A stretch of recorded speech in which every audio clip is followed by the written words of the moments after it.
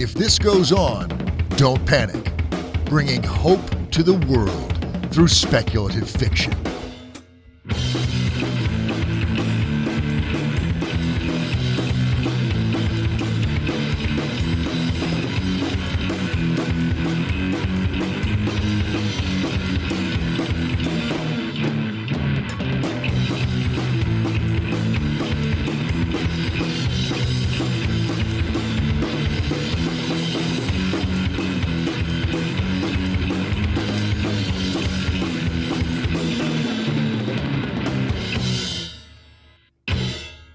Hello, and sorry for the delay, but welcome to the holiday episode of If This Goes On, Don't Panic. Hey all, so today we have some old friends with us, and we have most of our co-hosts here as well. So me, Alan, of course, I will be here. Diane, as you heard, is going to be here. And Hello. Rachel, whom you haven't heard from in a while, is also here. Hi. There she is. Our friends are going to include Lem Fillyaw, who's going to talk about some video games, Chris Snyder, who's going to talk about music, Rick Claypool, who's going to talk about politics a bit, and Graeme Barber, who's going to talk about TTRPGs. So I also want to say really quick, there are some tech issues going on here. Apparently Twitch's server is partly down. So we originally meant this to be audio and visual, but it's only audio as of right now. We're going to try and kick in the visual aspect later if we can. You may also hear a little bit of tech talk as we get on new guests, just because with Twitch not connecting fully, we want to make sure that we have everybody's audio backed up so then we can put this out on our RSS feed. So just please bear with us at those moments. So how's everybody doing? Rachel, Diane, you feeling pretty good right now? Well, I was stressing out with trying to get everything organized, so I may need a minute to not sound like I'm talking a mile a minute, but I'm okay. I'm good. I've had a good holiday. How about you? My holiday was fantastic. Got some time off, got to relax a little bit. But time off, when you have little kids and stuff, basically it just means like entertaining them full time instead of just part time. But it was fun. We played a lot of video games. We did some Lego stuff. It was a good time. What about you, Rachel? Well, for me today, I'm very mellow because I had a float this morning. Lem knows all about this, but which we'll talk to Lem later. For my holiday, I played nothing but Cyberpunk. That's pretty much it. And I loved it. I was super, super, super lazy, and it was great. So, yeah. Excellent. That's fantastic. That's fantastic. So speaking of Lem, since we're running behind, we actually already have Lem on here. So let's just bring him on. Rachel, do you want to do Lem's bio, or should we make Lem do his own bio? Let's make people do their own bios. All right, Lem, bio it up. We're doing what now? I'm doing my own bio. Okay, all right. Hi, I'm Lem Fillyaw, aka. I'm holding on. Your volume was a little bit low. Okay, all right. I can fix that. No, you're good now. Much better. All right. Hi, I'm Lem Fillyaw, aka Bad Gamer Elite. I am a gamer and gametographer, which means that I play games and then I stop in the middle of the action to say, "Hold on, character, you look great. I'm gonna snap a photo of you," much like I do in my real life with events. Actually, I don't do that during events because you can't do that during a concert. Hold on there. Stop what you're doing. Stop playing the guitar. We need to take a photo. No, that doesn't work. So I've been a photographer for 20 more than I want to say years. And I've been a gamer much longer than that. I also I help run the gametography or gametographers community along with Miss Rachel, aka Lady Snipe Shot. Yeah, but you're kind of like the head of that, though. You're like, you say you run it. Yeah, but you're the neck. But you're the try to move your head without asking your neck for permission. True. Yeah. So yeah. All right. Cool. So you're here to talk about video games for us today. Like, what were your video game highlights this year? Oh, my personal video game. Yeah. Personal or just or we're talking about industry highlights, because man, there was a lot. And personally, I had I had a couple of wowzers there. For instance, I never thought I would like playing Minecraft. Oh man, Minecraft is the bomb. I learned to love let me rephrase that. I learned to love playing Minecraft with my friends. Uh-huh. I have yet to pick it up for myself to go say, oh, I'm going to play some Minecraft. But it's really, it's relaxing. And then we have a show that we do on the Life Promotions Twitch channel where we do crafting conversations. And so we sit and play Minecraft and talk about friends and stuff. So it's really good. Oh, that's cool. That's cool. Yeah. Another game that I never thought I would get into, and I am surprised. As a gametographer, you generally find games you like to take photos in, and you take them, and then you move on to another game. And there are some people that stick with the same game. I have found that I am an all-around, almost every single part of it fan of Fortnite. Ah. I thought, that's for the 12-year-olds, maybe the 15-year-olds. Yeah. Man, I've got some 40-something, 30-something-year-old friends that we are loving this game. We're taking photos in it. We found that out there is a whole community of Fortographers, and we brought some of our high-end, I want to call them high-end, high-scale, high-profile, if you will, virtual photographers into it, and we've actually built photo studios in Fortnite for people to go in and take photos of their characters. Oh, that's super cool. Now, all the 8-year-olds in my neighborhood are all about Fortnite, I know, and my kid's been bugging me to get on Fortnite, but I haven't let him yet. I'm being my the nephew's a mean huge parent. fan of Fortnite. He thinks it's amazing. Just a shout out here. Graham's already in the chat, so good to see you, man. Glad that you're here, and hello to Kajitan and Siobhan, the writer, who said hello. So yeah. Awesome. Thanks for joining us. Yeah, and thanks for the follow there, Graham. Much appreciated. So, like, what's the deal with Fortnite? Should I be afraid to let my kid play it, or is it cool? Or are there just a bunch of douchebags? Well, yeah, there's 100% there are.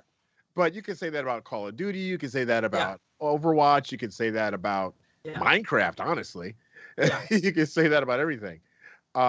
But I think that if you help curate the folks that he plays with, he builds a squad, and unless he's playing with them, he can only play solo. I think that it's a game that will help build curiosity and create creativity, because you don't have to play the main game. You don't have to. You can play. There are people that have made creative maps where they've made up their own games. I played a version of Among Us in that game. I have, and they have a little area called Party Royale, where all you do is you just go in and you mess around. You can race around on these ATVs. You can fish. You can shoot each other with paintballs. There is way more to this game than I ever imagined. I spend more time taking photos in Fortnite than playing the actual game. So. Nice. Sounds cool. Yeah, so I would say, Alan, play with him. Okay. This has been kind of a banner year for me, video game wise too, because I've really finally started to get back into video games after like a 7 or 8 year hiatus. Yeah, just due to having small kids and then getting into the podcasting thing and all that, taking up all my time. So it's kind of cool that my kids are getting old enough now that I can play with them, like you're saying, and kind of get back into everything. I'm so proud of you. Thanks. It's kind of nice to get back to it. It's kind of exciting. Well, what else? What else was exciting this year for you? I'd say Miles Morales. Oh, okay. You know, Yeah. and definitely my game of the year, where a lot of people are going to be. They might be a little upset with me about this one. Should we have like a drum roll or something? If you would like. My 100% game of the year, hands down, Marvel's Avengers. Okay. All right. Now, here's the thing. If you paid attention to any of the gaming news, you knew there were problems galore with this game. All right. And there's no one denying that. I'm a fanboy of the game and the developers and the voice artists, and I still admit there were issues. I even had to restart my game because I got to a point where I couldn't play it anymore. It was a bug where I was stuck, so I had to restart the whole story all over again. No. But let me tell you, when I started that story all over again, there was a giant smile on my face. Seriously, like even going back through, it was so freaking awesome. The main character is Ms. Marvel, voiced by Sandra Saad. Nice. And I had no idea really about this character. I'm an X-Men guy, so Avengers. I know the movies, I know some of the lore, but she is every single one of us that are comic geeks. The fanboy, the fangirl, that's who she is. Nice. And Sandra Saad played that character so super well. And so it really hit me because I'm that fanboy. You know, I'm a Marvel fanboy, big time. Yo. I mean, I appreciate DC for their villains, not so much for their heroes. Right, right. I can relate to that completely. But 100%, I love Marvel comics, and Ms. Marvel embodies all of us who put our faith or put our trust into these heroes to save the day. Even if it's in a fictional world, we are trusting them to save that world's day. And when they make mistakes, grow from those mistakes. And this game showed that all the way through. And I have some friends that I play multiplayer with it. It's got an amazing photo mode. And the developers and the community manager, a Strumslinger, aka Andy Wong, they are very supportive of all of us players. As much crap as people have been giving them, they are the absolute best with it. Awesome. Some comments in the chat here, right? I think we were talking about the video game specifically, but Graham says Into the Spider-Verse was outstanding. Miles Morales for the win. And Songbird did that come out this year? What's that? That was this year that it came out? I don't know, but yeah. Oh man, I love that movie. Yeah. I just thought it was always around. I mean, since I was like 10. Yeah, and Songbird says seriously the best Spider-Man movie, highly recommend. To which I completely agree. That was. Oh yeah.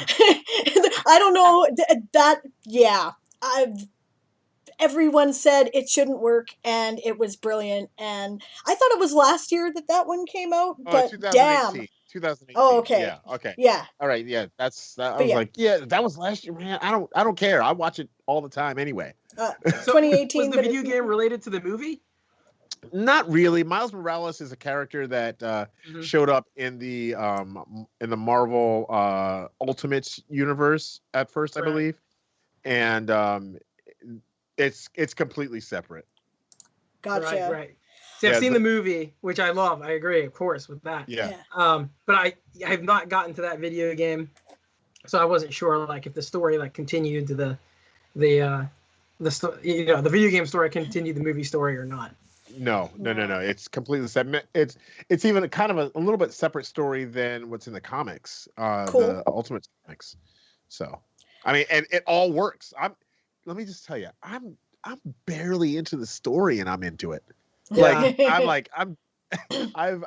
might have played, because I do gametography, as I mentioned. I might have played maybe a total of an hour and a half of it, and I have 82 photos from it. So Holy cow! Yeah, just Nice. some FYIs for the chat here, which I should have said at the beginning, but because everything kind of limped to a start because of the tech difficulties. First of all, if you have a question, type question in all caps in the chat and I will relay it to our guests. And second, we are all engaging in a little bit of holiday cheer. So if we start to get giggly by the end of the episode, you know what happened. Oh yes, I've already finished my first glass of mulled wine, so I went traditional with my holiday cheer. I had an orange. that's very healthy of you, Lem. I am having amaretto, almond amaretto, so I can drink it because I can't do the lactose thing, right? In my coffee, and it's excellent. Nice traditional Bailey's amaretto. It's great. Oh, fantastic. I've got coffee, but no amaretto. Okay, so a couple of us are drinking in the middle of the afternoon. Everybody else is normal. Got it. Everybody in the I want everybody out there in the chat, go to your fridge, find what you got, be a degenerate like us. Yes. And Yes, there you go. I'm going to encourage you all to be degenerates today, because that's where I'm at. Yeah, Graham says holiday cheer equals moose milk. I don't know if you guys know what moose milk is. No. Oh my god. So I'll get him to tell you about it when he comes on, because he knows better than me, and it sounds amazing, and it's like it's the lactose factory. I can't have it, but damn, it sounds good. Yeah. So I'm gonna ask about Cyberpunk 2070, because I want to get Rachel in here too, and I know she's been obsessed with it. And Lem, I know you've played it a little bit because I've seen you posting. Well, what I've posted is not actually Cyberpunk. Yeah, that's been Fortnite. It's Fortnite. What I did was, because I chose not to play Cyberpunk. All my I did a week of creating worlds that looked like Cyberpunk and taking characters that could pass for Cyberpunk and putting them in Fortnite and doing that. So it works. Yes. Nice. Yes. Awesome. So why did you skip Cyberpunk? There's just content in there I shy away from. Yeah. And I had an epiphany this year that my best images or photos and my favorite games are games that evoke my personal energy. Uh-huh. So I'm very lighthearted, very colorful, very bright, and I honestly, and I own what is it, Ghost of Tsushima? Uh-huh. I own The Last of Us Part 2. I put those aside because I was playing them because they had a photo mode and they were popular and people were playing them and they were loving it. And I thought, okay, maybe I'll try it. And I tried it, and their master class works. They're fantastic. Yeah. But they don't evoke my energy. And so that was all me. That's and I came to another epiphany just this morning, I think it was, or yesterday, where the theme behind all of my favorite photos is hope. Yes. And while you can get hope out of those games, and some of those games, you have to really go looking for it. Yeah. And again, not my energy in the game. So, but Cyberpunk looks beautiful. I can actually speak to this one. I don't play a lot of games. I don't have time, but I can speak to this one, right? Because I like to watch playthroughs sometimes. Everybody was playing it on Twitch, right? Yeah. And I I was checking it out. I like to watch like the movies of games, right? And it looks beautiful. Like it's Cyberpunk is stunning, right? Just stunning in the visuals. It's so immersive. It's like they took the whole world of the movie version of, um, damn it, I can't believe that flew out of my head. I can only think of the book title. Yeah, Blade Runner. Okay, that's what I'm talking about, right? It took the whole movie version of Blade Runner and it made it a real immersive universe. And it looks fantastic. And within 5 minutes, I was annoyed, right? Because it was bitch this and, slut that. And I'm like, I get we're going for the 80s aesthetic, but did we have to go for the 80s garbage too? Really not Right. necessary, Right. So that was my Right. take. Yeah. So what I'm getting out of this is Rachel is a very dark and cynical person. Maybe, I don't know. I didn't think so, but it's like a combination between Blade Runner, Ghost in the Shell, and Grand Theft Auto. Right. I don't necessarily like the language. Because you're just walking around and people are screaming profanities at you. Yeah.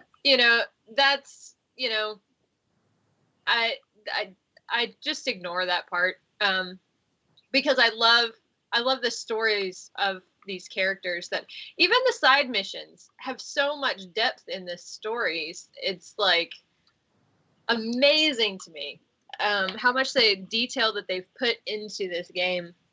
So it's worth it for me to like overlook that kind of stuff. As far as like, with detail and stuff like you were saying, Diane, with the aesthetic of the game, it is an absolutely gorgeous game. Like, and I do photography in the game. And so, I'm constantly like pausing the camera and like looking at the details of the game. And if you zoom into these characters, like their textures on their fabrics and everything and their skin, they have pores. It's like, Yes. this is insane. Yes. Yeah, it's stunning. Yeah, no question about it. It's very immersive. It's beautiful. Yeah. So. Okay, we have two important questions in the chat. One is, can we get names to the voices? And that would be because Twitch usually spends a minute before it notifies people that you're live. So my voice, the audience probably for the most part knows. I'm Diane. Oh yeah, and I'm Alan. And I'm Rachel, aka Lady Snipeshot. And then we've also got Lem on right now, and we're finishing up our video game chat. Yeah. You still there, Lem? I sure hope so. Oh, you got really quiet. Did I? Yes. Is that any better? Yes. Mm-hmm. There you Okay. go. All right. There you go. Okay, So, other important question in the chat was, who are the degenerates? Okay, I'm one because I am drinking amaretto laced coffee. Oh yes, I am one as well here. I just finished a glass of mulled wine called Gleg. It's Swedish, a Swedish recipe that I learned from Maria Haskins. Pretty good shit. It's also got vodka in it, so I got pretty drunk on it last night. Planning to recreate that situation. Excellent. Oh, and Kajetan Wright says, as a Polish person, I'm proud that another Polish game is popular around the world. No doubt. Oh, and Graham says, I'm drinking Palm Bay. It's like candy. It is too. I don't know if you guys have ever tried Palm Bay. No. Well, it's like these, I think it's vodka coolers or there's tequila coolers. They're pretty good. They're pretty good. Yeah. Tequila is the only thing that makes me throw up every time I drink it, without fail. I love tequila. I love it. That might be a message from your body. It really is a Lem story here. So back in my crazier days when I drank a lot more than I do now, even though I'm making myself sound really bad today, but I really don't drink as much as it sounds like. I went into this bar. First thing we did is we had a shot of tequila. I threw it back, turned to the garbage can, and just puked my guts out immediately. Like, it wasn't even in my stomach for a minute. It was just throw it down, turn, throw up. And that was it for me. Graham agrees with you. He says tequila is the devil. The devil.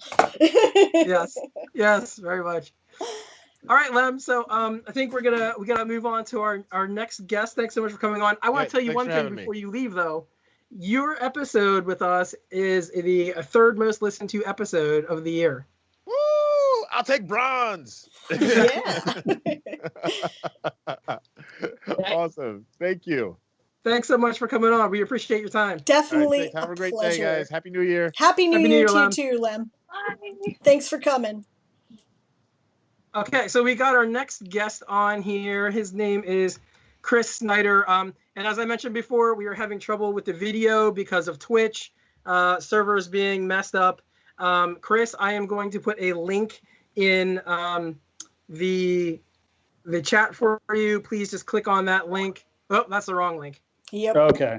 And then I'll let everybody know who you are in 1 second here. Okay. Sorry, folks. Thanks to Twitch being messed up, we have to kind of...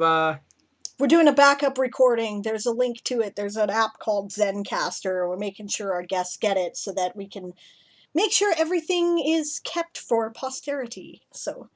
Yes, exactly. This will be out on our RSS feed at some point. Okay, Chris, so you should see that.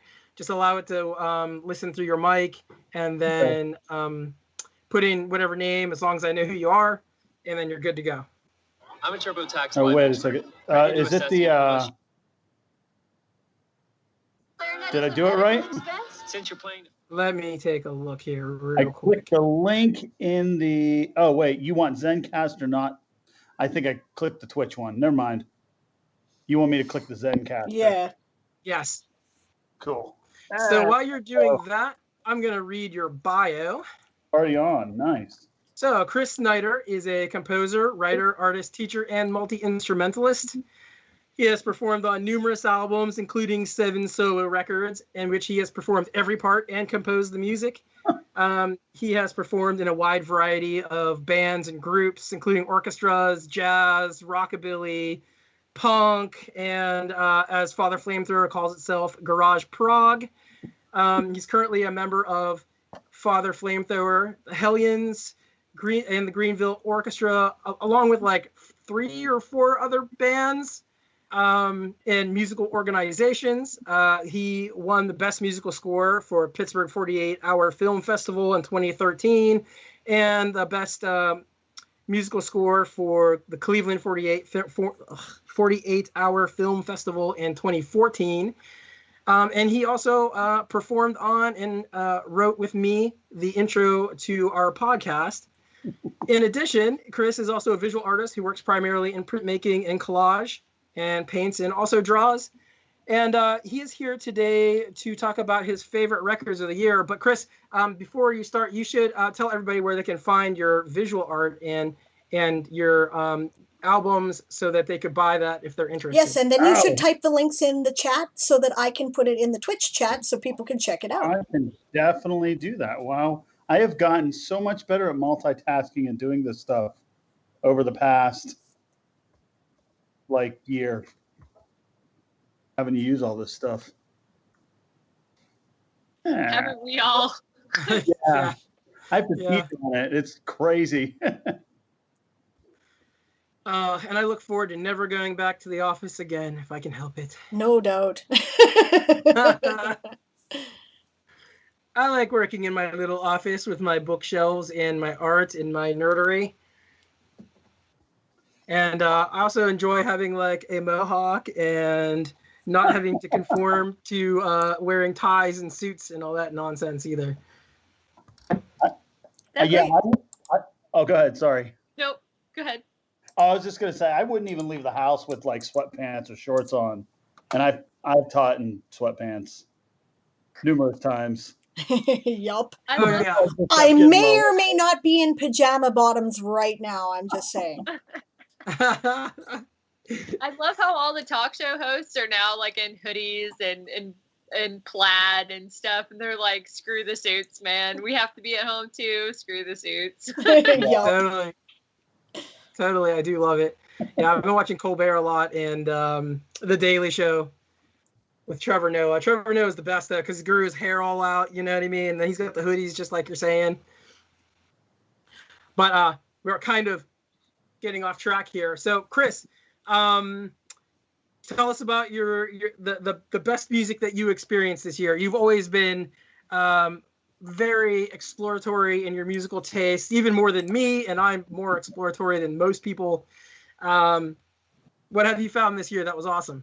So I have 4 from this year and then 1 from the 70s. But the 4 from this year are, and to be pretentious, I have the records right here. So this is probably my favorite of the year. This is Run the Jewels 4. It's relevant. It's probably the best hip hop album I've heard in the last 15 years. And that includes Coup albums. So it's solid. They got great guests. It's just good, topical, smart, educated hip hop. I will say, before you go on, it reminds me so much of the hip hop that I loved in the 90s, but with like a better progressive message, in my opinion. Like the first time I heard Run the Jewels, I was like, man, this sounds just like the stuff I used to listen to. Like, I don't know, like Meth and Red, you know what I mean? And stuff like that. Well, they're a little older than us. So like they came up through that stuff.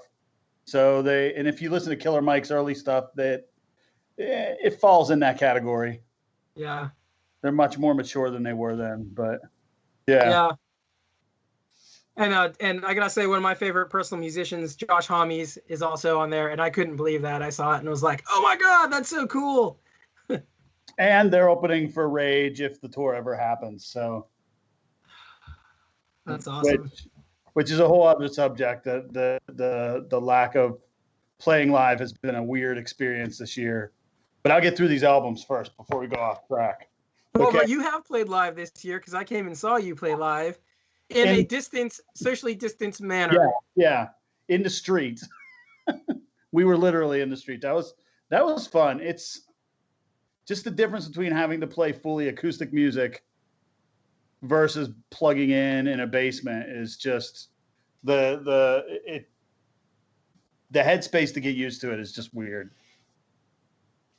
Yeah, and for sure. It's honestly so much more physically challenging because like playing an upright bass is not playing an electric bass or a guitar. Yeah. It's like that's a big effing instrument. Yeah, sure. So I went and saw him with his, I don't know if you guys consider yourself rockabilly. I consider you rockabilly, country rock kind of mixture. The Hellions, or is it Hellions or the Hellions? Hellions. Just Hellions. Okay. I went and saw Hellions, and they played like a street festival type of thing a couple times, and we were all out with our masks on, and before it got cold, and I saw them playing. They were pretty awesome.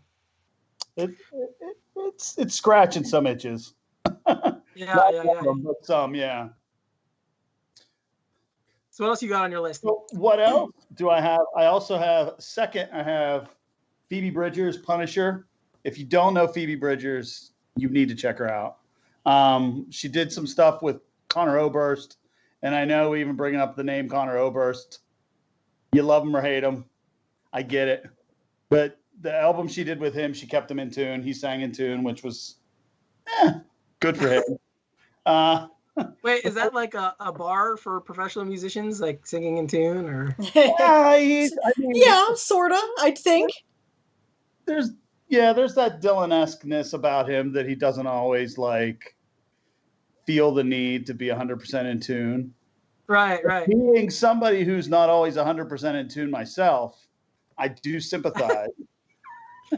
Well, see, so I asked that because, like, most of the bands I listen to, as you know, Chris, are bands that don't give a shit about being in tune at all. So it's like not a bar for them. But then there's, of course, the other half, which are usually the ones who are trying to be in tune, right? Well, the selection after Phoebe Bridgers is definitely one of those. And I have to thank you for sort of pushing me in the direction of the next artist. But yeah, Phoebe Bridgers, the lyrics are witty. They're hilarious. Like the doctor put her hands over my liver. She told me my resentment's getting smaller. It's just, they're good lines. Yeah. But yeah, it's solid. It's I like her stuff in the same way I like Courtney Barnett, who you actually introduced me to. I love Courtney we Barnett. saw a year and a half ago, and that was awesome. But to the third album is Laura Jane Grace's "Stay Alive," and it's Laura Jane Grace. It's fucking awesome. Like, And if the audience doesn't know, her normal band is Against Me, right. one of my personal favorite bands of all time. And every record she does just keeps getting better and better, and just more honest. This one's still angry but positive. I can handle that. I haven't heard this one yet. I need to get this one. I'm angry good. but positive. This sounds like my thing. Okay. So to give you kind of the backstory, she kind of started out as a punk and went more and more acoustic. Although lately, in her last, actually that's kind of wrong, because she started out more acoustic punk kind of, and then has gone more away from the punk sound, but has still kind of kept the punk attitude and like lyrical and vocal aesthetic, if you will. I don't know, Chris, does that sound right to you? Yeah, and she talks a lot about her transition. She was born Tom Gable, so, and she's been just more honest with, I think, with her voice, just letting her voice be what her voice is. And I feel that, like, that's awesome. Now that she's comfortable with who she is, she's her authentic self now. But just letting her voice be her voice, and yeah, it's good songwriting, but it's honest. I have a hard time when Alan and I play together. We cover some Against Me songs, but it's tough to choose them because they're so personal to her, like, experience. Right. So you can't just go, oh, yeah, when you haven't shared that experience.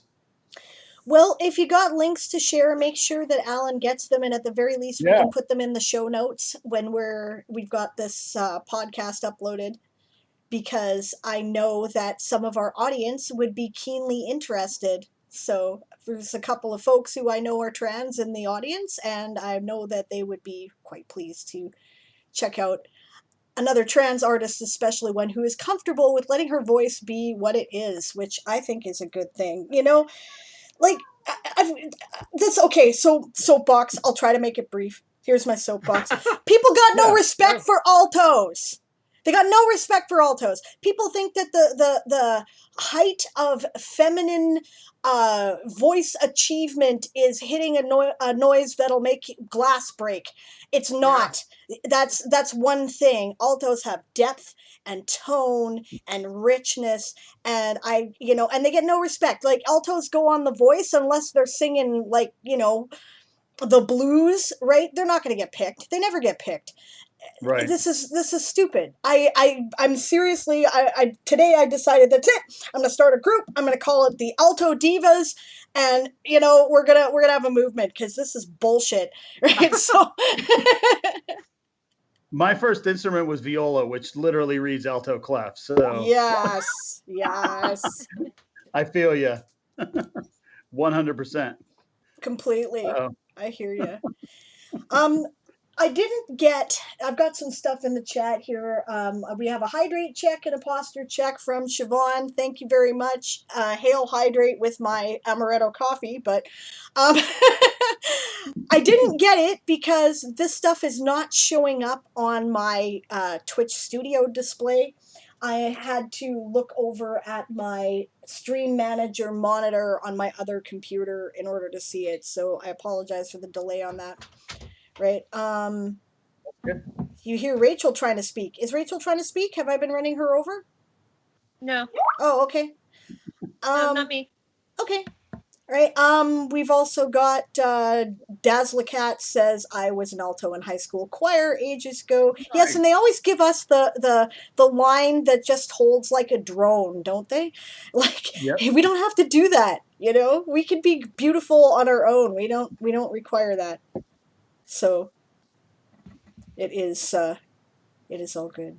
So yeah. I agree 100%. So after Against Me, what have you got? Oh, okay. So after Laura Jane Grace. Or Laura Jane, I'm sorry. That to the side. but is the Flaming Lips new record, American Head. Yes. Not my favorite Flaming Lips record. I think you know what my favorite one is, but it's solid. I think it's the most solid one they've done in years. It's the Flaming Lips. I really can't go too into depth, but every album sounds different. This one sounds different. It's awesome. Right on. Yeah. Well, let's give a little background on the Flaming Lips for people who don't know, because they're like one of those bands that's like cult status. So for some people, they're like a really big deal, and then no one else has ever heard of them. Right. You know what I mean? Jelly. Yeah. Yeah. So like, I would call them, at least these days, the second half of their career, and the longer part of their career at this point, probably, they're really like experimental neo psychedelia, like some guitar, bass, and drums, but lots of weird like droning kind of electronica instruments, especially in the last couple records. Yeah, this one's more melodic. It's there's more of the piano. If you're familiar with them, there's some soft bulletin elements, which is cool. Not my favorite Flaming Lips album either, but I mean, my least favorite Flaming Lips album is still better than 90% of the stuff out there, in my opinion. Yeah. It's nice to know that they keep changing too. They're like one of those bands that just seems to evolve no matter.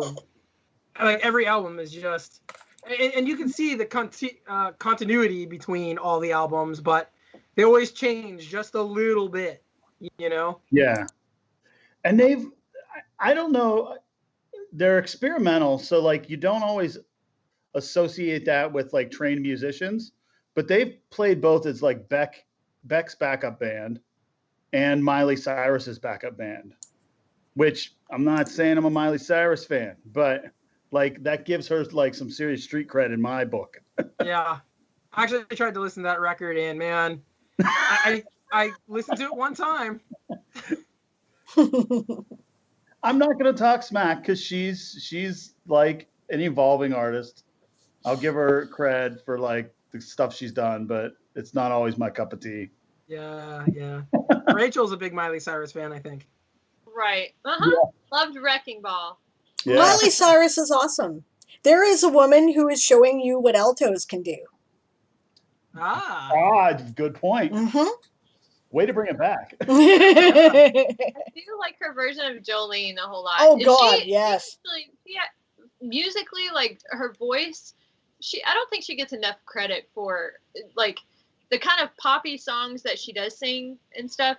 She actually has a really good voice, like singing voice, and you know, when you have like the pop music and then you go to actually like sing, that's where you know whether or not they're an actual singer or whatever. Yeah. I agree with that for sure. I agree with that too, Siobhan. Siobhan says her duet with her godmother on Jolene is amazing. Yes, absolutely. Her godmother, of course, being Dolly Parton, for those of you who are not aware. Oh, that's crazy. I did not know that, but I knew that's who she was duetting with. There was another song. I can't remember the song now, but she did another duet with someone else. That's when I was like, okay, I dig this. Like why don't you do more of this? You know? I think with pop artists and stuff, it's like the shock factor. If you don't have the shock factor in some way, shape, form, or fashion, then you're not going to go very far, you know?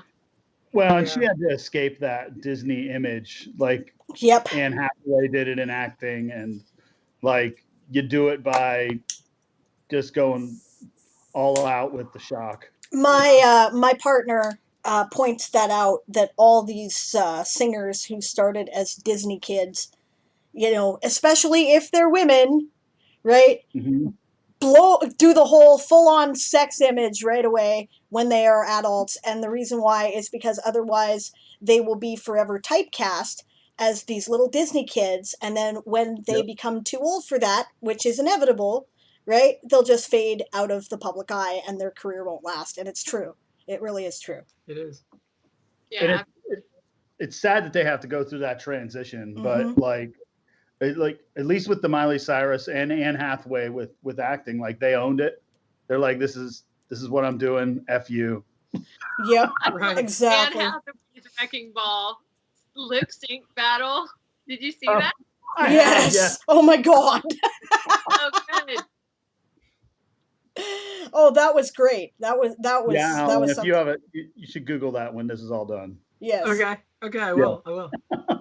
I'm gonna have to agree. Like when I found out that Flaming Lips were doing something with Miley Cyrus, because before then I just kind of wrote her off, and you know, I mean, in my defense, I was really deep in the punk scene for a long time, and the whole cynicism of that, and you only listen to certain bands if you're in the punk scene, blah blah blah, which these days, you know, I've realized is dumb, and I'm trying to get out of that, but. Having her hook up with them, such an experimental and weird band, like you said, Chris, really raised her bar for me in that, like, oh, wow, she's willing to go with this completely, like, renegade, weirdo band and do some stuff with them. You know, that's... Yeah, she's a real that's musician. pretty She cool. likes music for the sake of music, which is, you know, awesome. I agree with Esong in the chat. In the chat, she says the fact that they have to do that is equally demeaning as being forever typecast. Yes. Right. Yeah. Absolutely. All right, Chris, what else you got for us? So I got one more, and this is somebody I've listened to before, but so I made a. I'll keep the story short. I did a collage like a year ago, and I posted it on my Instagram. And this record company, Light in the Attic Records from like Texas, said, "Hey, we love your Betty Davis collage. What can we pay you for it?" And I'm like, well, you're a record label and you have a record store. Can we have like the 4 Betty Davis records on vinyl? So we got to listen to them. If you have not checked out Betty Davis ever, you should. Yeah. She was doing the funk, brazen, proud of it, sex symbol thing long before like Madonna or any of those people. Like her first album's 1973. Yeah, she was married to Miles Davis for a brief time, but like it's just good funk. It's straight up funk. It's unapologetic, which is the best part about it. Like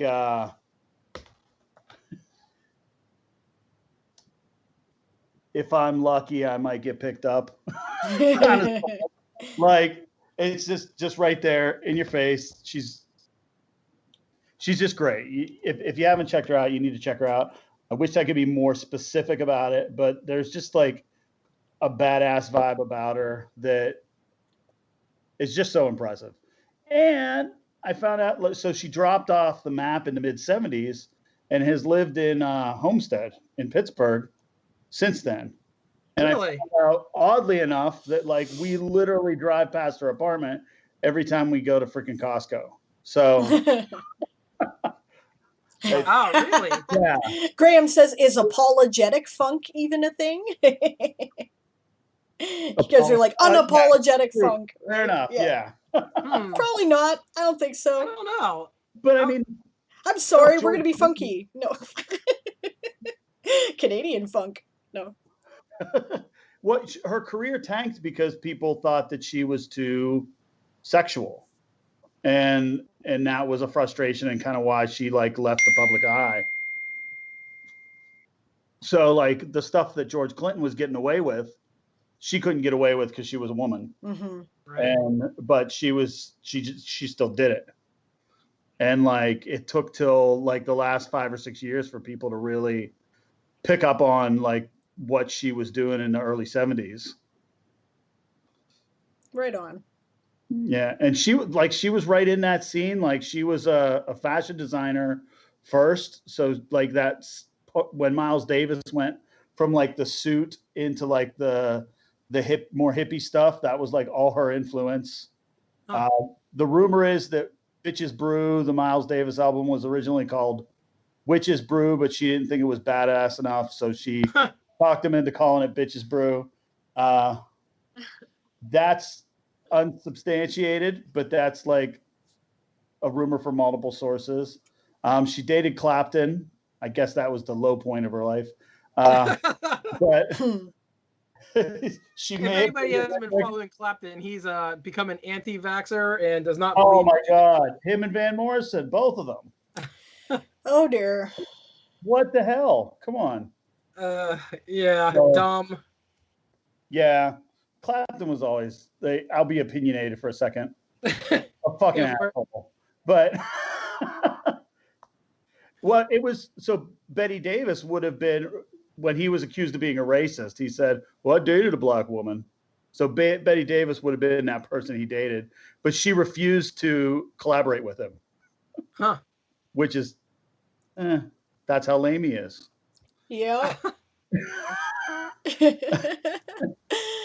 So there's my very opinionated view on Clapton. Yeah. But Dazzler Cats in the chat says, every time I hear the word funk, my brain flashes to that scene in Joe's apartment with the song Towels Got the Funk.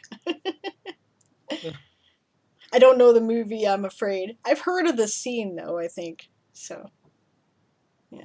I'm actually terrible with movies. I am so far from being the movie person. It's unbelievable. Do we want to move over to shows and movies right now? Chris, you as a member of the podcast team, one that we don't talk to very often, you are welcome to stay. Sweet. I'll keep drinking my beer. And Sure. So Rachel was in charge of shows and or movies. Nice. I can't remember exactly what I told you, Rachel. I think it was shows because I didn't look up movies. I only went with shows. Okay, has there been any movies this year? Right? Everybody pushed everything that was important back because they didn't want to release it during the pandemic, right? And just now they've started putting things out on, demand video at the same time, right? Which they did with Wonder Woman 1984, which was, it was okay. I think that the beginning part of it moved a bit slow. Like, since we're talking movies and shows, I'll just throw in my limited review. I don't see a lot of them either, right? I'm still waiting to binge the second season of The Mandalorian, right? But, yeah, I'm a Wonder Woman fan. I've been a Wonder Woman fan since I was a child. The first movie was fucking awesome, right? The second one, I think what happened, my opinion is that, what is the director's name? Patty. What? Okay, I don't see, my brain is just, I have a bit of a headache, and when that happens, names go right out my head. But I think that she was bringing in a lot of magical realism techniques into a superhero science fiction movie.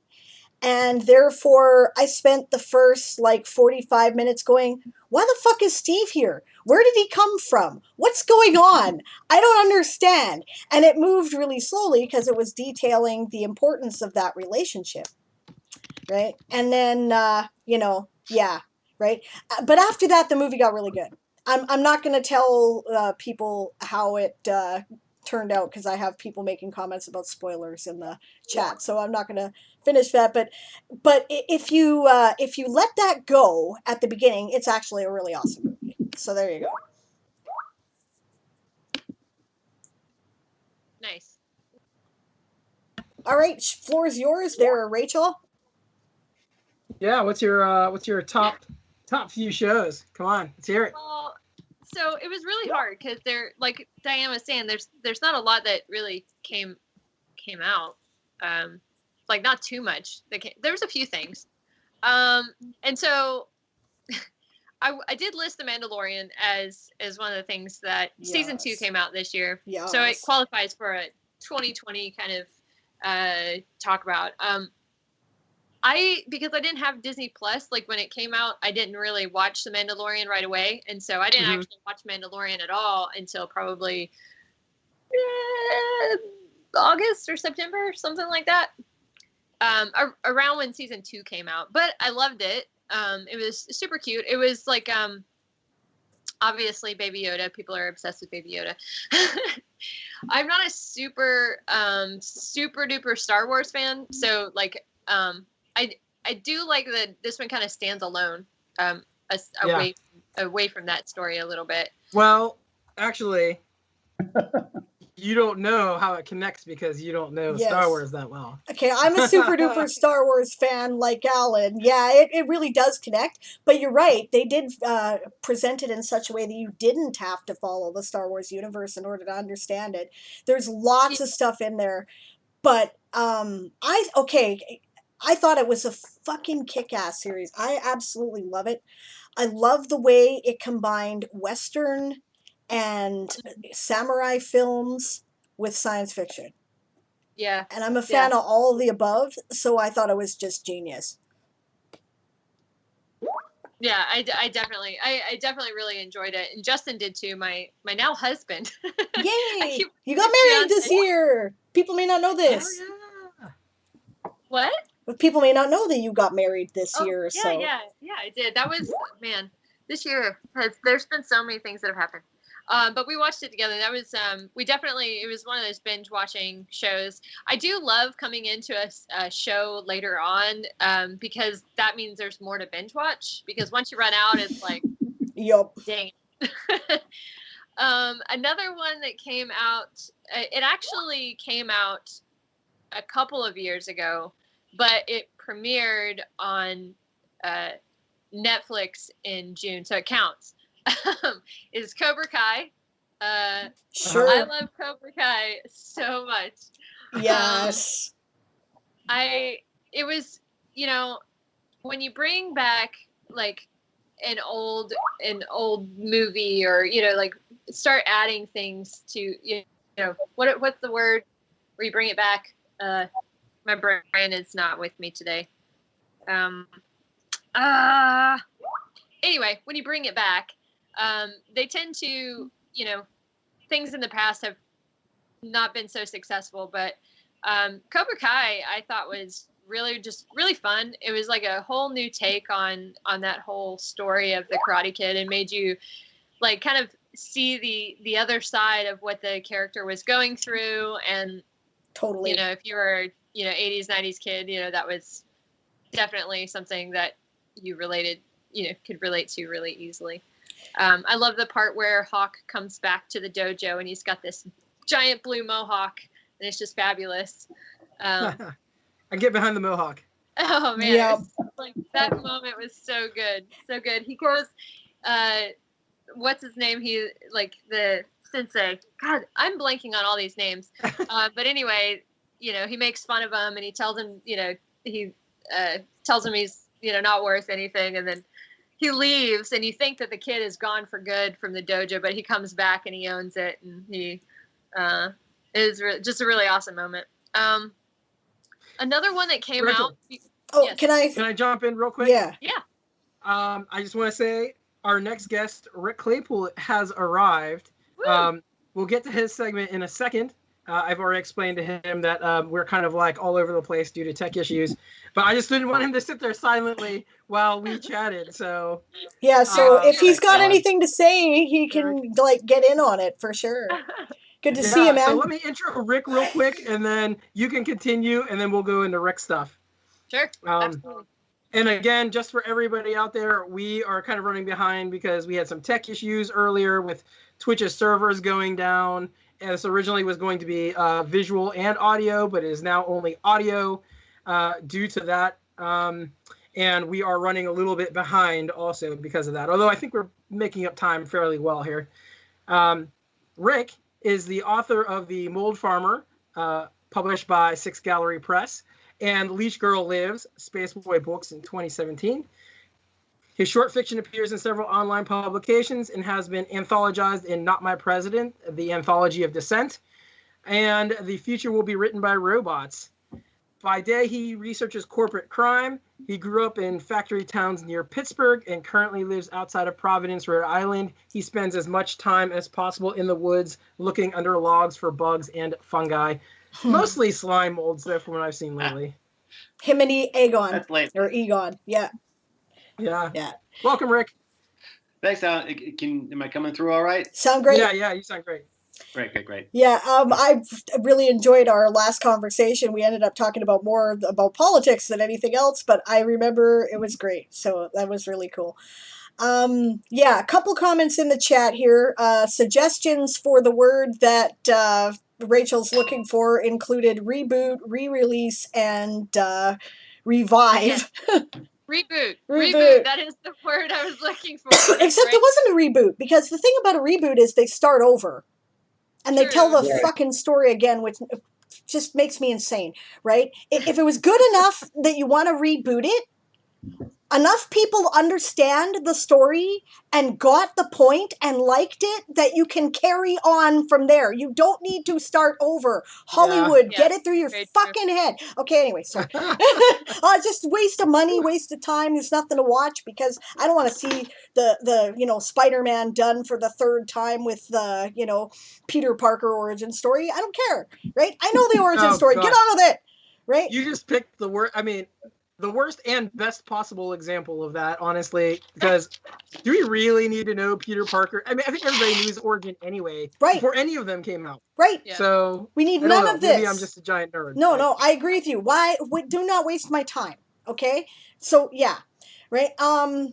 But other things in the chat. The Mandalorian has really great world building. Says Esong, 100% agreed. One thing I really like is this trend in Star Wars stuff that's been coming out where they're expanding the story. It's not the Skywalker family story anymore. Nobody gives a Thank shit, God. right? They're getting on with it. There's so much in the world that can be developed, and they're developing that, and I love it.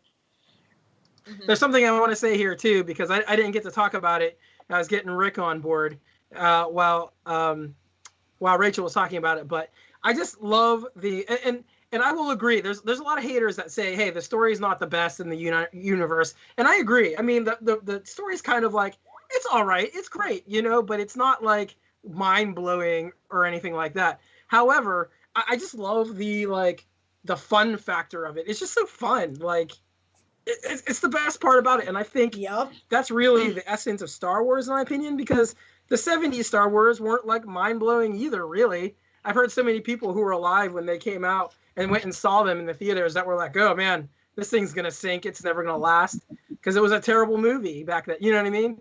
But it's just the fun factor of it, right? Not to mention that the world building is really awesome. It's a very expansive world, and that gets into my list of top World Anvil worlds, which we'll do later, right? World building for its own sake, but yes, right. Another comment: the New Mutants are receiving a lot of love. Went straight to streaming in 2020, right? Graeme says the New Mutants knows what it did, and that's why no one talks about it. I don't know. I haven't seen the New Mutants, but back to Cobra Kai, because yes, I think it's amazing. I'm actually kind of up with this one too, Rachel. Nice. I just watched one of I'm watching this season, right? And I haven't watched it yet. yeah, I love it. I love it so much. The characters are so expanded from the simple story of, overcoming bullies through self-realization through karate, right? And now it's this complex story about, human nature and, how everybody's got their own story, right? And yeah, it's awesome. And now I've caught up in the chat. Well, I have one more from 2020, and then 3 very short recommendations of what got me through 2020. All Fair right. enough. This is pre-COVID, which is surprising because it doesn't feel like much is pre-COVID. No. Right. Dracula, the reboot for Dracula, BBC's Dracula. Oh, Did any of you guys watch it? No, my wife and I were looking at it, because my wife thinks Dracula's sexy, so My goodness, it was like I loved every bit of this, bringing this back. It was, it had so many elements of just horror that were just like classic horror, but redone with new tech. And my favorite scene is the wolf scene where he comes out of the wolf's dead body, or the wolf's body. It's just cinematically just such an awesome piece. And it was a short, limited series, so there's obviously not going to be any other seasons, but it was just, I thought it was just really, really cool, because he goes from, being in his castle to being into present day, and it was just like this weirdness that was just awesome. Cool. I'll have to check it out. Yeah, it was great. I'm getting love for it in the chat too. Say what? We're getting love for it in the chat too. Cool. Nice. Yeah. 3 recommendations that I have based on what got me through. If you haven't seen them yet, The Witcher. I love The Witcher. Just story. It's on my list. So, dude, you gotta watch The Witcher. It's on my never-ending list. If you haven't watched The Witcher, just know that it is 2 timelines converging into one. That's the we didn't know that, and so it took a little bit to catch up to that and understand what was going on. But I just tell that to people, it's 2 timelines. Carnival Row. I've heard about Carnival Row. Yeah. So beautiful, and it is one of the only shows or anything that I've seen Orlando Bloom do that I really, really, really enjoyed. Gotcha. So you don't like Orlando Bloom? Got it. I don't really. He is just. I just don't like his character type that he plays a whole lot, and this is a different character that he plays. He plays in this one a character that's really rough around the edges, and usually he has more of the, like for instance in Lord of the Rings, he was one of the elves, so he was just very well put together and just carried himself. And then in Pirates of the Caribbean, he was very like following orders, kind of militant, and had this, I don't know. I just really liked the character that he played in this. Sure. And then one of my favorite things that has come out that has kept me together, that if you haven't seen it, you should, is Love, Death, and Robots, and they're getting ready. They're coming out with another season very soon. They haven't announced Ooh. I binge watched it twice. Yeah. I'm always curious about the authors, because those are all science fiction authors that wrote those. Those are not your normal movie writer people. Those are like We guys. met some of those guys last summer. Yeah, we met Marco Cluse at ReaderCon, Chris, in 2018, for example. I can't remember which one he wrote, but he wrote one of those. And John Scalzi, I've been on podcasts with him before, and he wrote 2 or 3 of them, I think. Oh, nice. So like those are actual legit science fiction writers. They're not like some screenwriter who's pretending to write science fiction. You're right. So yeah, I love that. Much respect for that show for that reason. Yeah. I love the art style too, and the fact that they all have their own, they all have their own.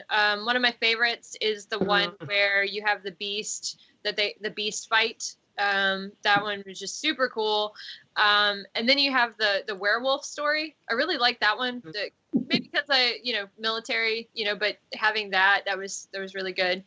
I like the one where the guy and the girl are following each other. The art style, it's very oh yes. It's cell shading or whatever. It's super duper cool. But if you haven't seen those, check those out. I could go on and on, but I'm not going to. So there's my TV shows. that particular episode, I have heard some criticism of the story for whatever reasons, and we could get into it, but we don't have the time really. But I totally agree. The art style in that particular episode is amazing. Commentary in the chat, lots of love for The Witcher, right? Dazzlecat says, oh my God, Rachel, stop peeking at my watch list, right? And Graham threw in that he loves the Castlevania series that Netflix is doing. I've heard about Graham. that one. I heard it's really good, especially if you're a fan of the video game. So Yes, I've been watching those as well. I am completely caught up on those as of like last month, I believe. They're quite fun. They're quite fun. Do not go in expecting like, I guess old school Castlevania level of maturity. It's like, I don't know, rated R, I would say at this point. So, but super fun. But I think it's time to let Rick talk finally. Do you have to?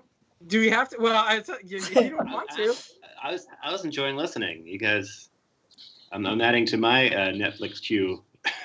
Yeah, no doubt. Me too. As your chatter. God. What was When I what was the edit one this, about I'm gonna- robots again? I haven't even heard of this. You'd think I would have heard of this, but what is Love, it? Death, and Robots. Love, Sex, and Robots.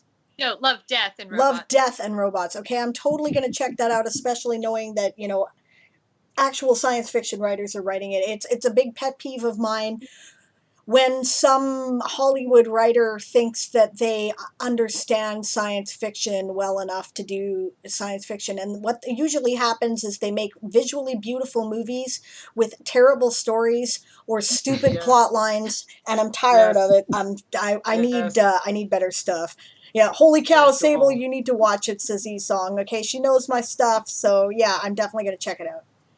Yes to all of that. Yes. Yes. But now it's Rick's turn!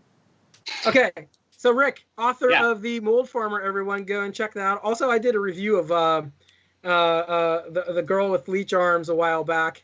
You should check that out. It is quite wacky. She starts out with leech arms. I mean, come on, she's got leeches for arms. That's cool. And I don't think it's weirder from there, right? Yes, it only gets weirder from there. Yes, exactly. And there's also references to numerous artists, including Andy Warhol is a big one. Chris will appreciate that. So Rick is here today because he works in politics to some degree. He's not a politician, thank God. He is Policy, not politics, right? Oh, right. He's a guy who keeps all those bastards in line, at least tries to. So he's here to talk about, the most positive political things that happened this year, in his opinion. Yeah, this is going to be a very subjective list, and it's a very incomplete list. So I'm sure there are things that your listeners will be like, well, what about this and what about that, and they will be correct. And they'll tell me in the chat, and that's fine. I'll throw them out there so that I can't wait. No, because but it was. I appreciate the chance to sort of look back, get in the Wayback Machine and think about even like things that were happening in like February, right? Because that gave me the opportunity to think of one of the at least an honorable mention of one of the best things was that one Democratic debate when Mike Bloomberg got his ass handed to him Yes. and Bernie Sanders. That was yes. I thought about that for a while, and that was a moment. That was I had some discussions with my father about Bloomberg. He was like, Bloomberg's the guy. No, my dad was a former Republican, right? Until George W. Bush, whom he completely hated. And he's like, Bloomberg's the guy. I'm like, Dad, come on. Dad, you are showing your age with this. No, Yeah. Bloomberg is not the guy. It was great. I mean, it was great. He was just such. I mean, everybody got in on it, right? I mean, everybody was like, there was this. There was a thing that we don't get enough of, and I'm not. I totally love as much debate and into the weeds things as we can get, but like there was this like moment of unity where everybody, and in particular on that debate stage, right, was just like against Michael Bloomberg, and that was a beautiful moment for reflecting on. You know what the best part was, in my opinion, was his expression. Right? Yes. He looked like a little boy who'd been told, no, we don't like you. We don't want to play ball with you. Go home. Yep. It was amazing. And he looked so surprised, like, why wouldn't you just love me? Because you're a dickhead. That's why. Really, that everybody was like, that the knives came out from all directions. Yeah. And that was part of why it was fun. And then if we're just on the subject of the debates, I mean, the only other really, because we're not talking about lowlights, we're talking about highlights, right? If we can say we're talking about lowlights. So the other thing was just the fly on Mike Pence's head was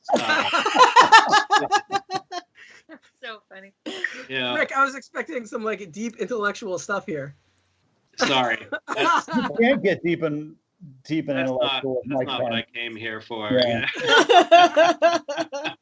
and that's not what what is. I mean, I'll get into the weeds a little bit and some things that are a little bit nerdier. But I mean, when I think about things that I'm talking about joy. I'm talking about the truly best moments, and that was just in the bleakest timeline. Some of the the most horrendous things happening in the country and the world. Happening that fly on Mike Pence's head was just an essential levity slash it was gallows humor. Sure was. Commentary in the chat, right? Graham says so many The Exorcist vibes all at once. Esong says a fly commented on the quality of Mike Pence's platform. We can go into something deep and philosophical about nature's commentary. Yup.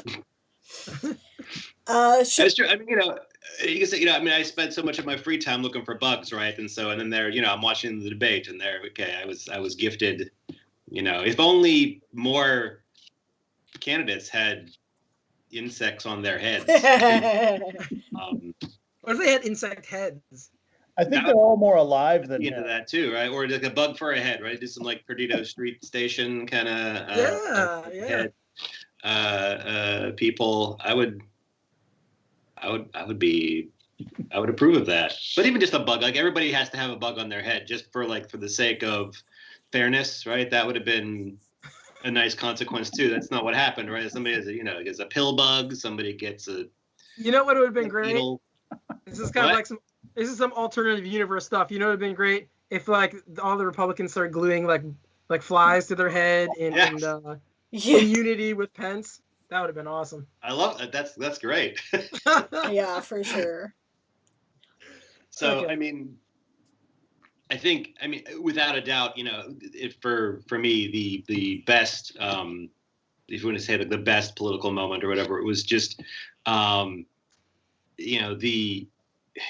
and there aren't best moments, even with those two situations, right? I mean, it was the debates or it was Pence. There's nothing that is best that isn't also just intertwined, completely interlinked with the worst, right? So these are glimmers that are, of course, they're often as part of a big picture that sucks. And so, the uprisings that happened as a response to the murders of George Floyd and Breonna Taylor. I mean, that horrible events, right? I mean, we watched the cop suffocate, the poor man, and the demonstrations and the rallies and everything. I mean, it was just it captured the nation. It was the biggest civil rights explosion since the 60s, and it has it's already resulted in remarkable, just concrete reforms on the policy level in towns and states across the country. Of course, there's legislation. It hasn't gone anywhere because of the divided Congress, but there's there is so much more momentum for reform on that. And the moment we're in now, all anyone seems to want to talk about that is that there is also this right-wing reaction to it, and everybody wants to say, just these people who went too far discredit the whole thing, and I think that's bullshit. I think they were going to say that no matter what happened. Yep. It happened in the 60s too. People forget this. Yeah. Yeah. If I can throw in something here behind that, right?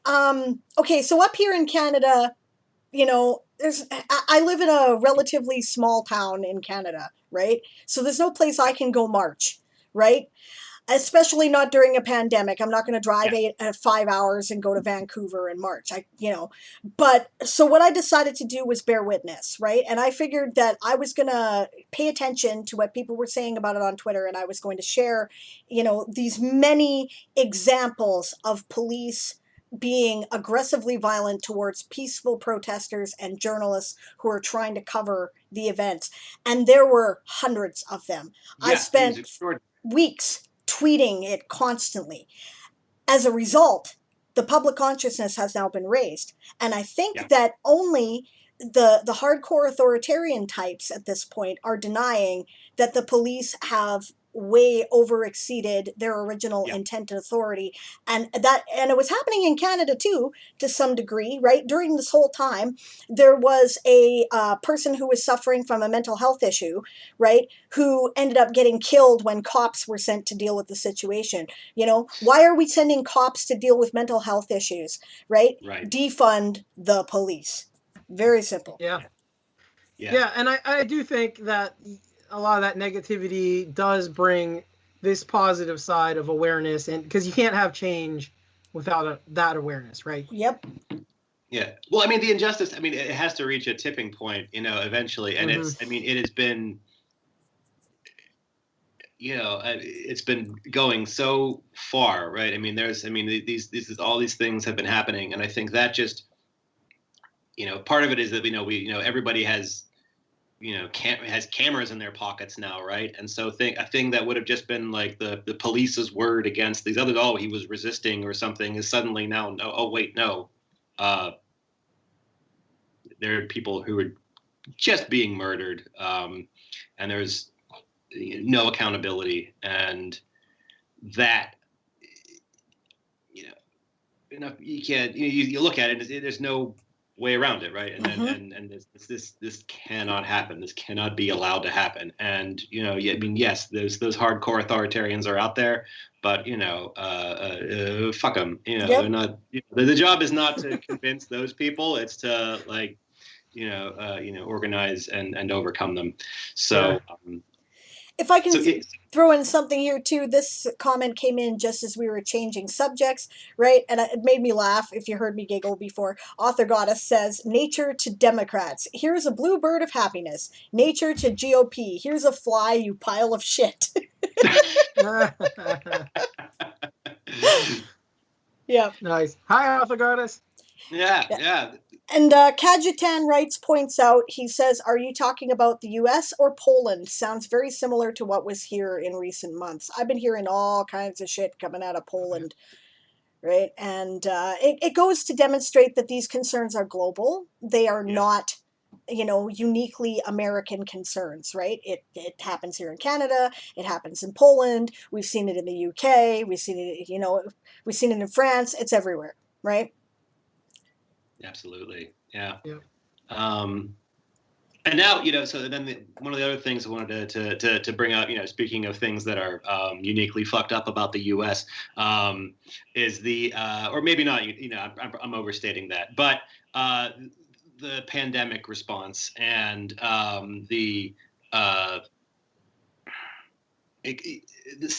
sliver of silver lining is what I guess is what I'm going to be talking about. With the COVID relief legislation that really just passed and had been kind of stuck in the constipated pipeline that is congressional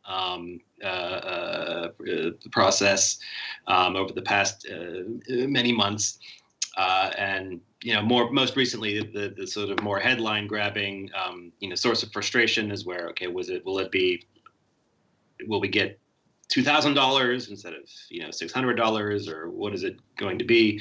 And of course, there are plenty of developed countries that are actually just doing a much better job of just sort of paying people to not go out about in the world, and therefore not spread the virus.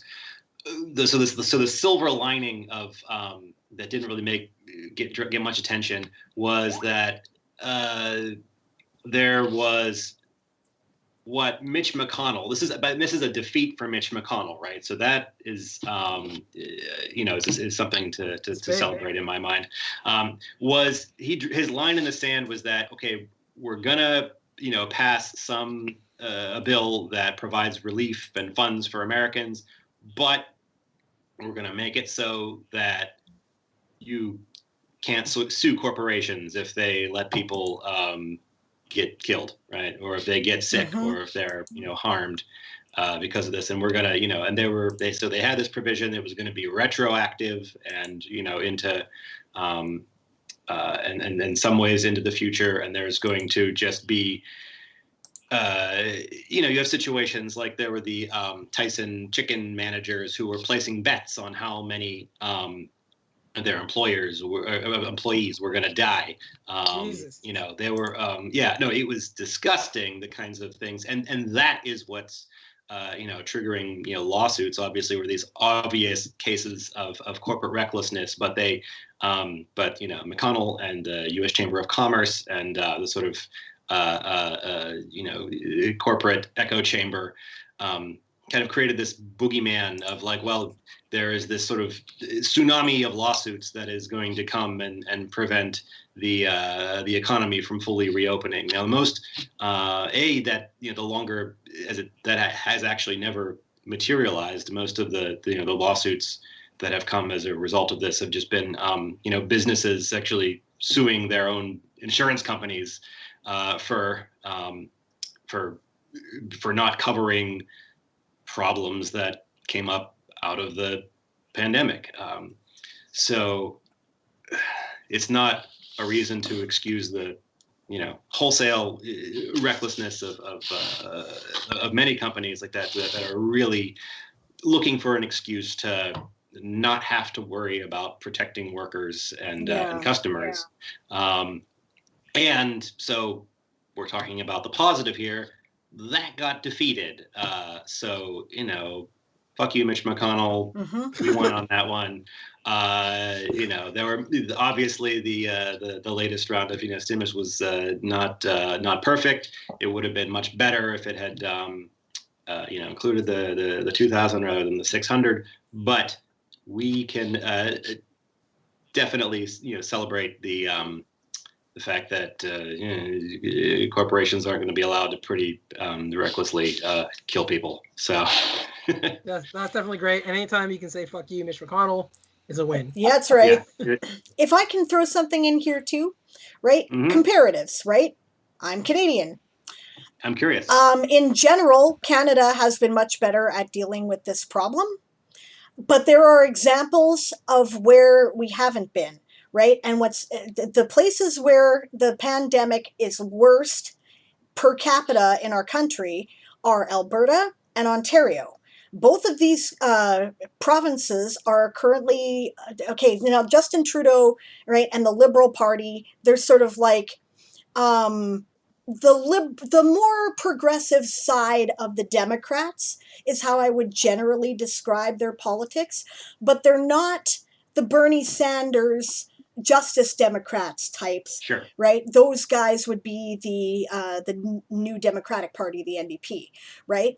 Now, federally, things have been rolling along really well. One of the things that was done by the federal government right away is that they sent out something called the CERB, we call it Canadian Emergency Response Benefit, right? And they just gave that to anybody who was out of work due to the pandemic. Right, and it's $2,000 a month, right? And they just gave that to everybody, right? Just there, right? And all you had to do was ask for it. If you weren't qualified for it, they would claw it back later. The second thing they did is that a couple months in, they instituted a program by which they offered 75% of whatever the wage was for your worker if you would keep them on the payroll, right? Even if you didn't actually use them. If you would keep them on the roll so they didn't have to go onto, unemployment, right, then they would give you 75% of their wages. So that is what, so that happened, right? However, in Canada, the health authority is provincial, not federal. Each of the provinces manages their own health response. So the conservative-run provinces, Ontario and Alberta, have not been responding as well as other provinces, right?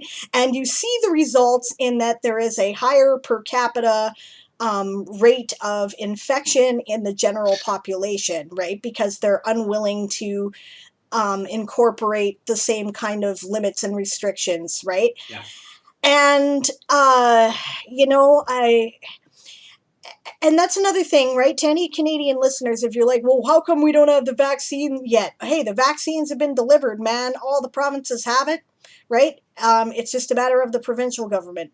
Yeah, I agree completely with Graeme. The UCP in Alberta, that's the Conservative Party there, are straight up criminal. Yeah, they are, right? And but we see the different results in the different provinces, but overall, Canada's financial situation and economy is better, right? We had 98% of what the projective economic growth was in that time, right? Because we have consumer confidence, because nobody is starving. They're receiving this money from the government. And yeah, it's billions of dollars being shoved out the door in trucks.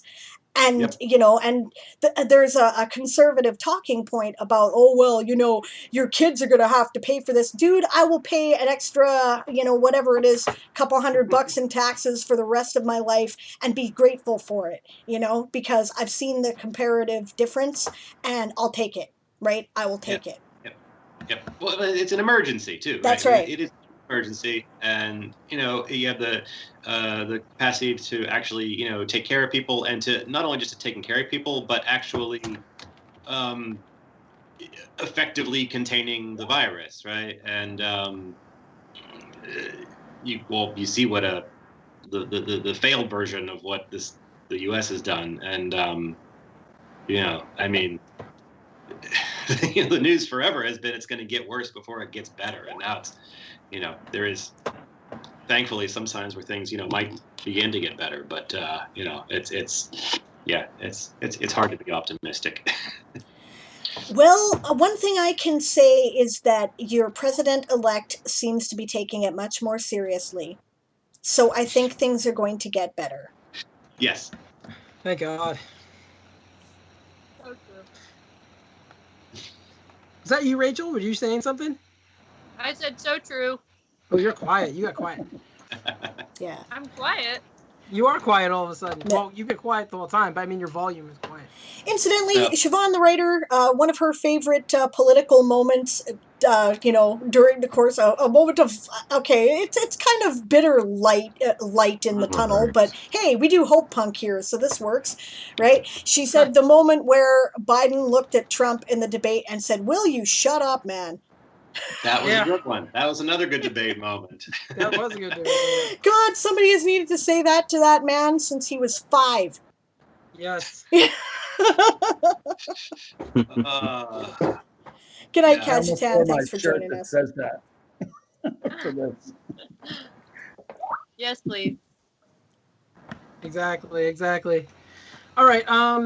So, Rick, we need to keep this show moving on. Sure. I believe you have something that you want to say before you go, though. Yes. No, the quick thing, some shameless self-promotion. Yes. Well, in part, and a little spit in the eye to Amazon-owned Goodreads, who I was gonna do try to do a Goodreads giveaway. And then, like I did with Leech Girl Lives in 2017, and then I find out that Goodreads now charges you a minimum of like $100 and some to give away a book, and that kind of seemed like bullshit to me. So yes, as another writer, yes. Fuck that. Yeah, I won't be doing it either. So in lieu of that nonsense, I'm just going to say, to any listeners who, follow me and, mention you heard me say this on the show, that I'll, send you a copy of the Mold Farmer for exchange it, for an honest review is all I'm looking for. And I'm at Weird Strug is my Twitter handle. You can connect with me on there. Just follow me and say that, hey, it's you heard me on the podcast. Say something about a free book, and while awesome talk addresses and DMs and it'll be on your way. Rick, how do you spell Weird Strug? Sure, it's weird like weird, WEIRD, STRUG. Don't have that many books, so it's just like a chance. I don't want to promise everyone, a book, but give me a follow and I will share what I can. Awesome. I've put that in the chat now that I have the spelling, and there you go, guys. I'm gonna message you. I would love to check it out for sure. An honest review, and if you however many of stars you feel the book is worth, and it's an honor system, of course, and then it's on its way to you. Awesome. And you've got some pretty good blurbs on your book, if I recall. It's not video. So do you want to read a blurb, to entice people, or you just want to mention, I got some, a very kind blurb from the great Brian Evanson, a very also kind blurbs from Daniel McCloskey, is a Pittsburgh-based writer. Premi Mohammed, who's Beneath the Rising, I believe, was one of the books that was among those being promoted for this podcast. She's great, and Aaliyah Whiteley, who does some fantastic things with fungi and her own books, and so I hope it meets that standard, or at least Awesome. Well, I read Leech Girl Lives, and I do think it will meet the standard. So you all should go and check it out. Thank you, Alan, and thanks so much, Diane, for having me. Always a welcome, pleasure man. to talk to you anytime, man. Yeah, thanks so much for coming on again, especially at last minute. We had another guest who ended up with COVID. So wonderful. I hope they get better soon. Enough Best thoughts to to come them. on last minute and talk about politics and all that fun stuff. So thank you so much for that. We appreciate it. Right on. Have a lovely evening, sir. You too. Farewell. Yeah. Happy New Year. Happy New Year. Happy New Year. And so I'm going to introduce our next guest. Graeme Barber is here. Okay, hang on. I'm getting slightly drunk, so I'm less organized than I was. I don't have my Discord up, so you're gonna have to find the bio. Unless you want him to tell us about himself, he could do that. No, I got also it. an option. I got it. Graeme Barber is a gamer and world builder who advocates for social justice in tabletop RPGs. He is also an archaeologist, professional diver, and veteran. Welcome, Graeme. Hi, how's it going? Happy New Year, man! Good to hear your voice. Anyway. Yeah. Do I sound like a robot or do I sound like an actual person? You sound all right. It's a little tinny, but it's okay. Okay, yeah, I'm always, because I switched to my headset here, so I'm always a little worried that I sound like I'm talking into a trash can or something. There we go, that's better. So Graeme, we have myself, Alan, on. Diane, as you know, Diane personally is on. Yep. Rachel's on, and Chris is also hanging out here in the background. Hey. Yo. So almost the whole podcast team. Nice. So you're here to talk about TTRPGs. Why don't you tell us what's going on in that world? And I'm going to just tell you all right now, I'm going to be right back. All right. Wow. Lots of stuff happened this year. Lots of good stuff, some bad stuff. 2020 was a real mixed bag depending on like what part of the RPG spectrum you were on. Like if you're more on the indie side, it was really awesome. If you're more on like the traditional like D&D sort of side, it was a bit rough. So start with the rough part.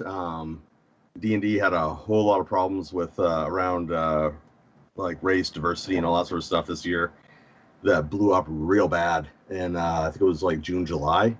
Yes.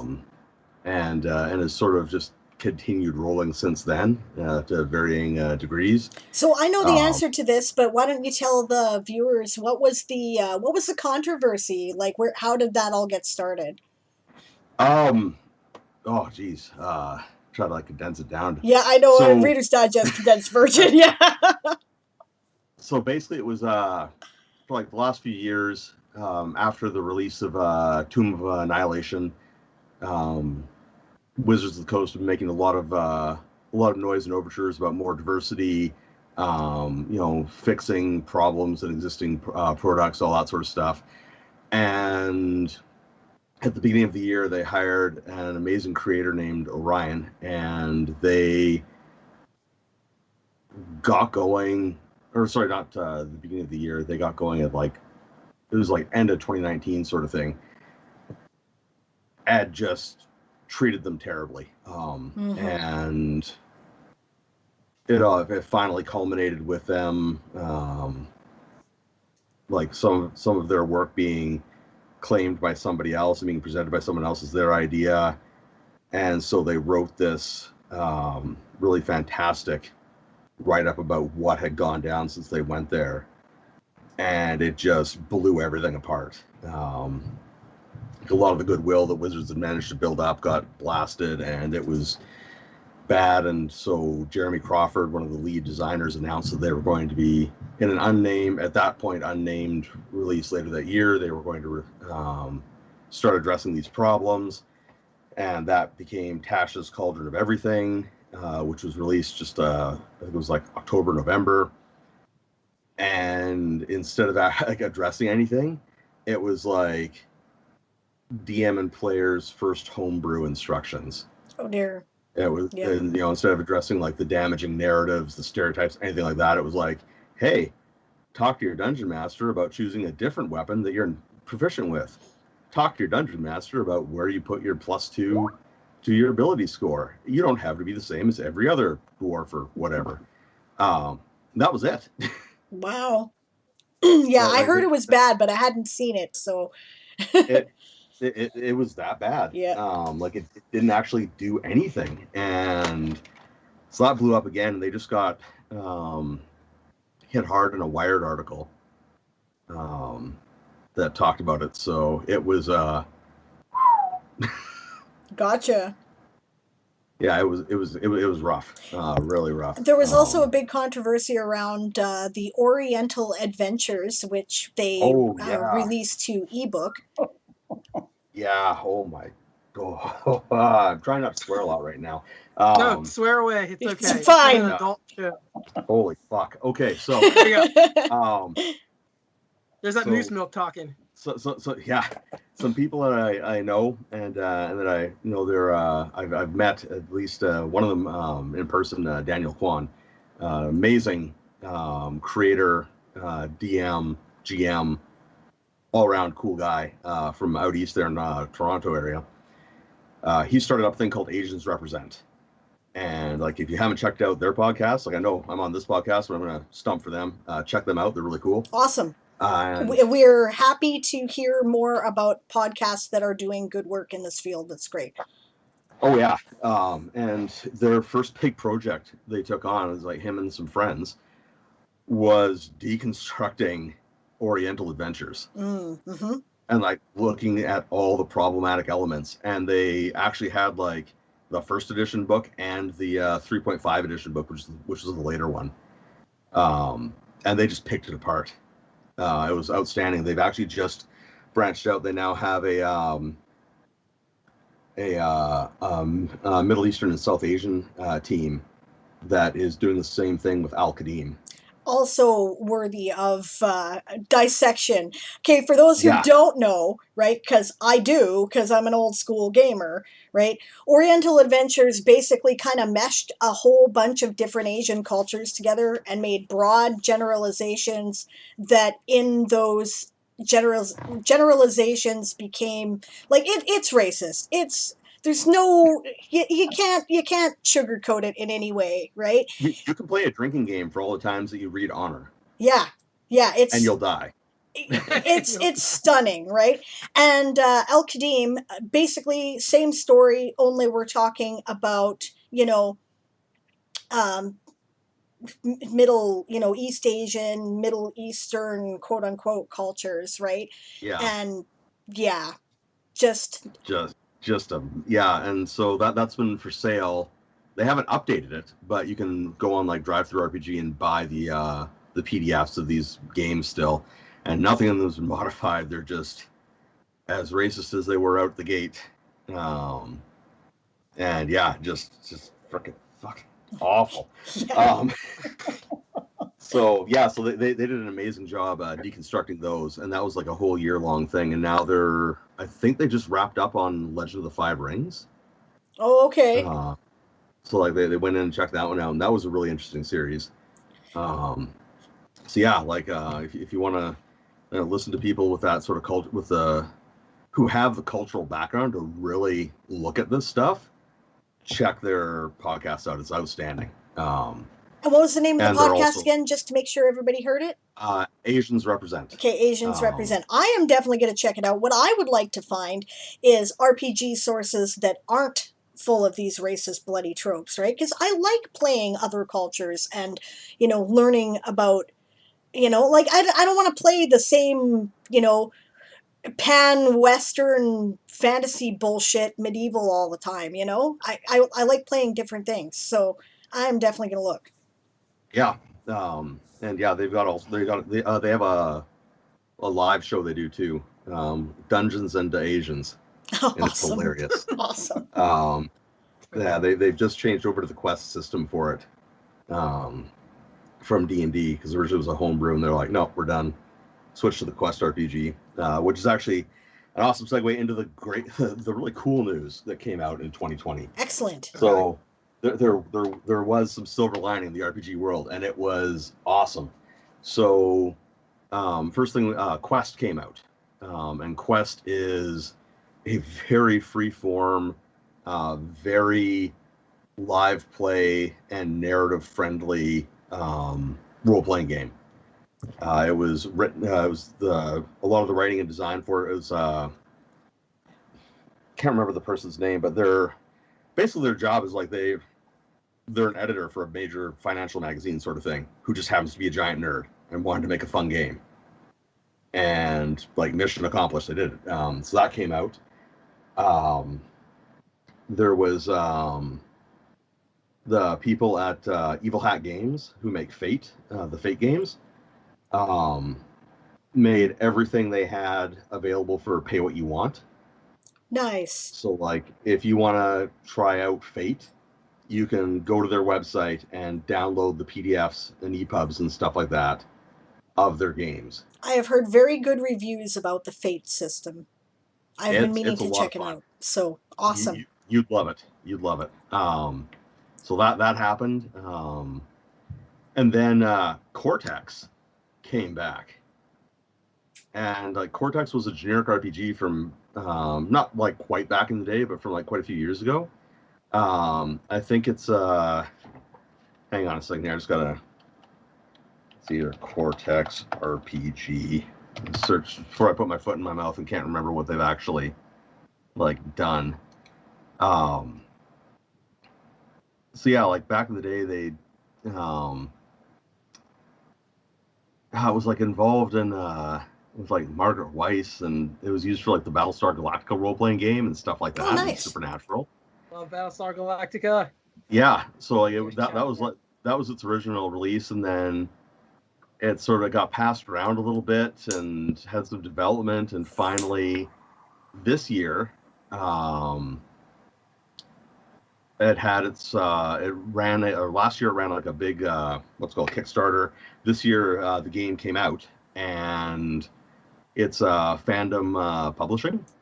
Cool. And it was the baseline for the Into the Motherlands RPG, which is a Black and like minority created, run, and put out live play, and podcast is really good. What is it called again? Into the Motherlands. Into the Motherlands. Okay. Yeah, they're on Twitter. They've got a website set up.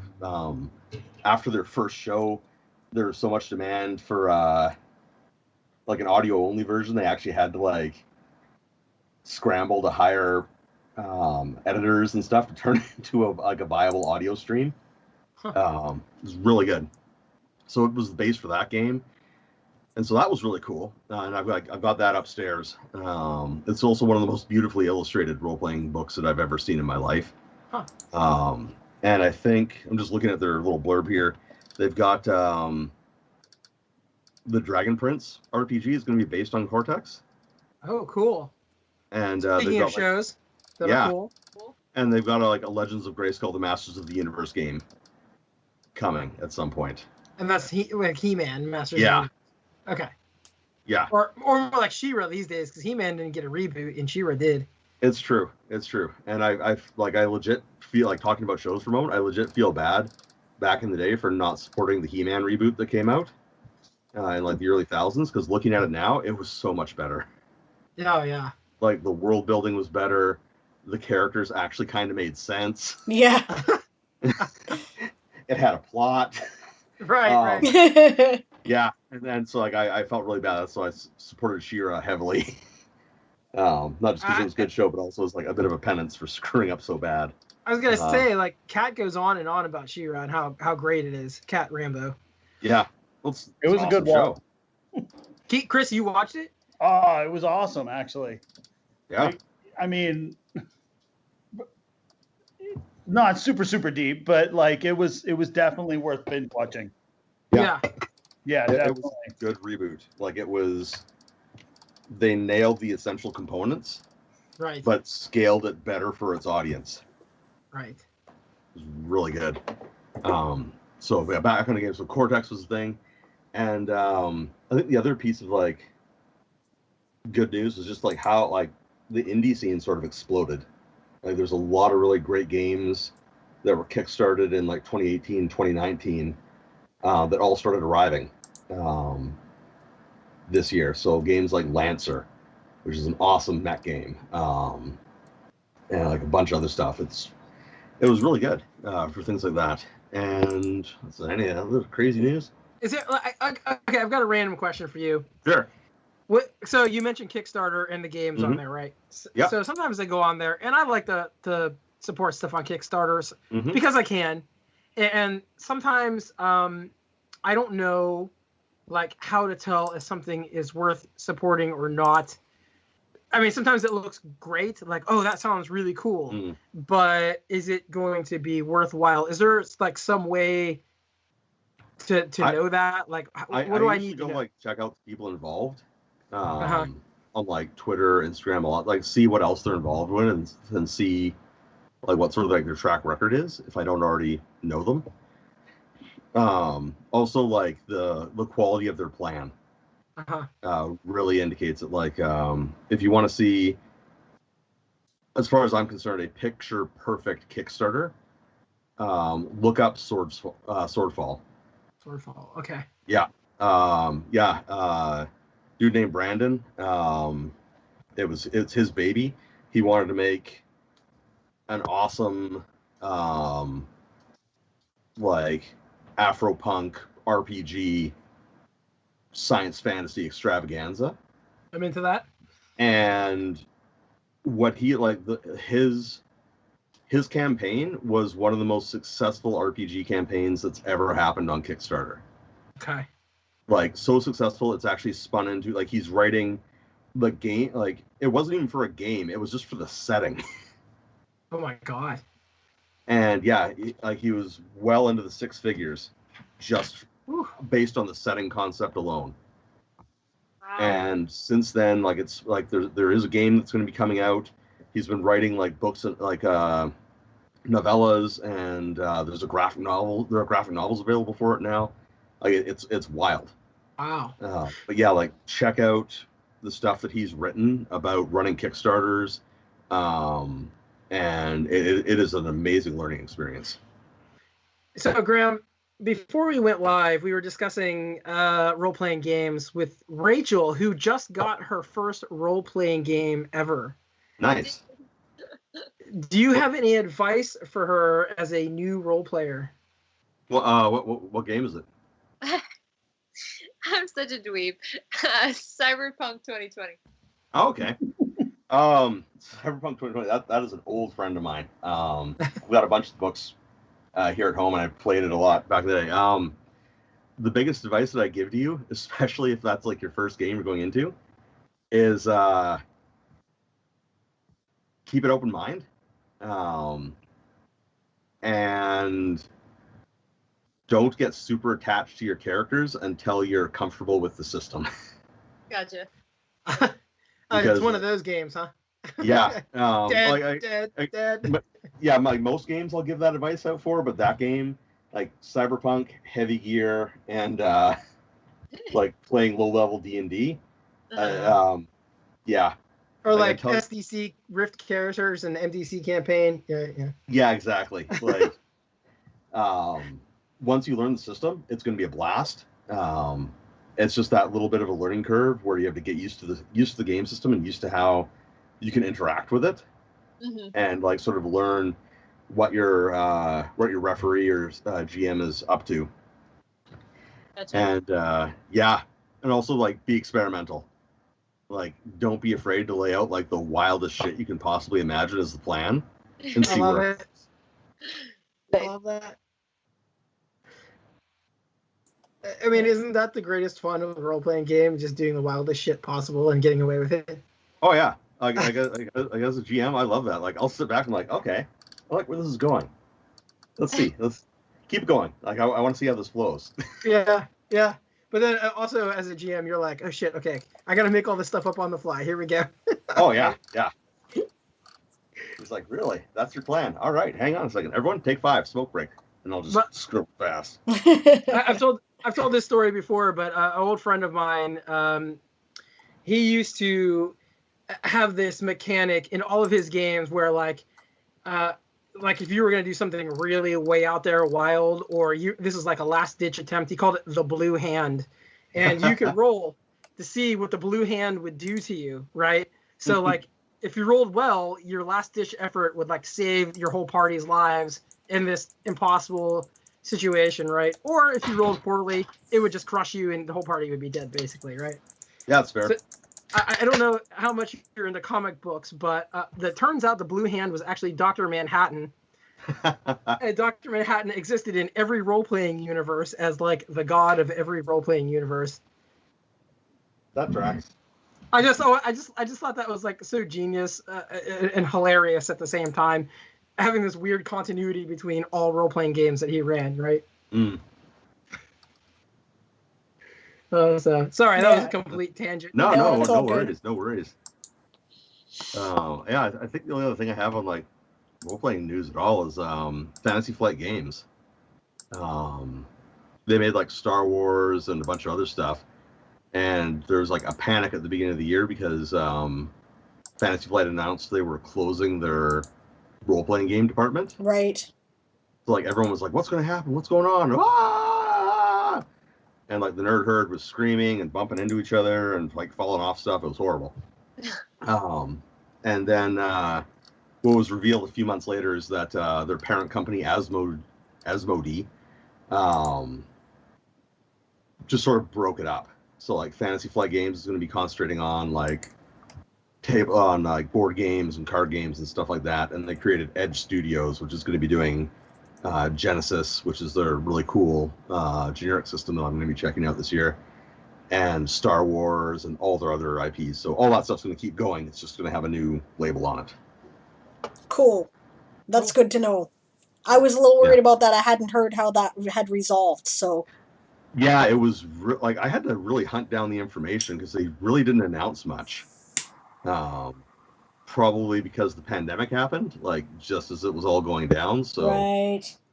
They're still, I think they're still hashing out a lot of the details, but it looks good because like from what I've seen of the Genesis book I have, it is fucking awesome. Like also beautifully illustrated, but really I'm liking this idea of narrative dice where like the dice don't have numbers, there's just a bunch of weird symbols on them that indicate how well things go or how poorly. Right. So yeah. Sounds great. Really interested to see how that goes. So I think it's time we start moving on. Graeme, you're our last call-in guest, so if you want to stick around, you're welcome to stick around.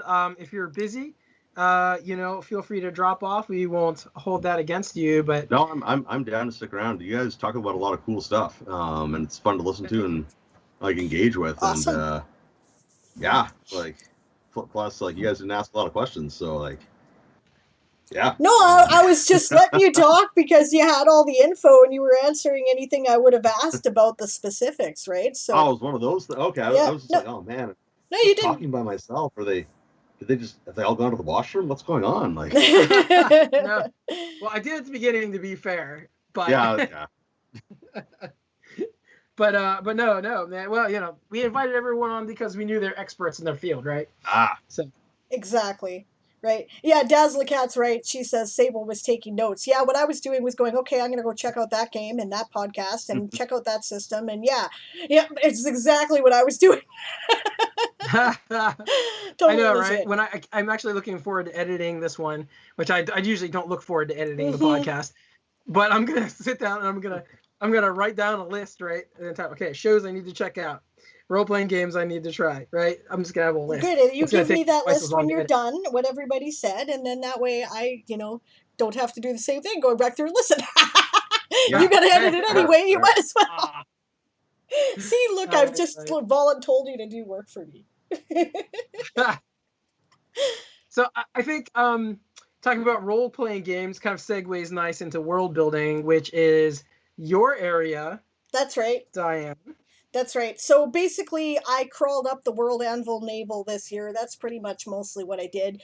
I concentrated on building my universe to, reach out to readers and potential readers about the things that I write.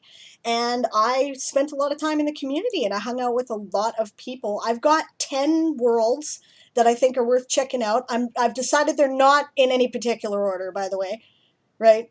So, Jeez, 10. Wow, 10. you couldn't decide, could Well, you? you want me? Yeah, no, I couldn't. But there's some good stuff out there, right? So, but I'll make it brief. I'm not gonna dwell on things because it's and I will put the links in the chat so that people can check stuff out. So, all right, the ones that I Yes. pulled up here.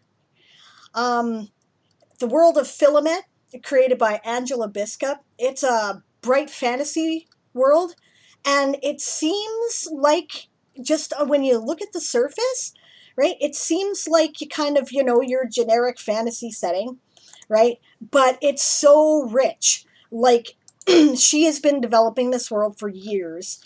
There are extensive maps. There's little details about things like different professions that people do, right? She's gone into the science of using magic as a basis of your technology. There's a theme song now, right? Like there's so much stuff. So Wow. yeah, it's fucking amazing. So definitely worth checking out. Right? I think world building is cool in and of itself, right? And this is something that I'm beginning to advocate for more and more because what do people do with universes, right? Like writing's one thing, but we talked about this during Star Wars, right? When we were talking about The Mandalorian. There's so much in this universe. You can just create so many stories that have nothing to do with what the plot that Lucas focused on in particular was, right? And why not, right? And you can do, you can read about things in these worlds. They can become like, shared universes where different writers write stories that take place in them. You can write your own stories in them. You can play them in role-playing games. There's so many things. So I think it's worthy in and of itself. So Filament is a great place if you're looking to do like bright, noble, bright fantasy, right? And you want something that's like really rich and well developed, right? Second one is The Liminal Chronicles by Shy Red Fox. Now, Shy Red Fox, aka Amy Winters Voss, is not Asian, right? And this is a world that is based in Japanese folklore. But she has spent time in Japan, right? And her research is excellent, right? I have not heard anybody complain about it. About bullshit racist stereotypes or anything like that, right? Nice. If you're interested in that kind of world, this is a good way to plug into that without bullshit. And she's writing books in the series, and she plans for the first one to come out this year. So that is another one that I would recommend. Now, we have had Jamie Buckley on the show, right? He creates a world for his Wanted Hero series of graphic novels and stories and novels. The art is legendary because he also does his own art. The world is amazingly well developed. This is geared towards a young adult audience. And basically, it's got kind of a, I want to say, it's cross world. It's got a disc world kind of vibe, in that there's a lot of anachronisms that are brought into what is essentially a fantasy plot, and the protagonist of the series, Wendell, is a kid from our world, right?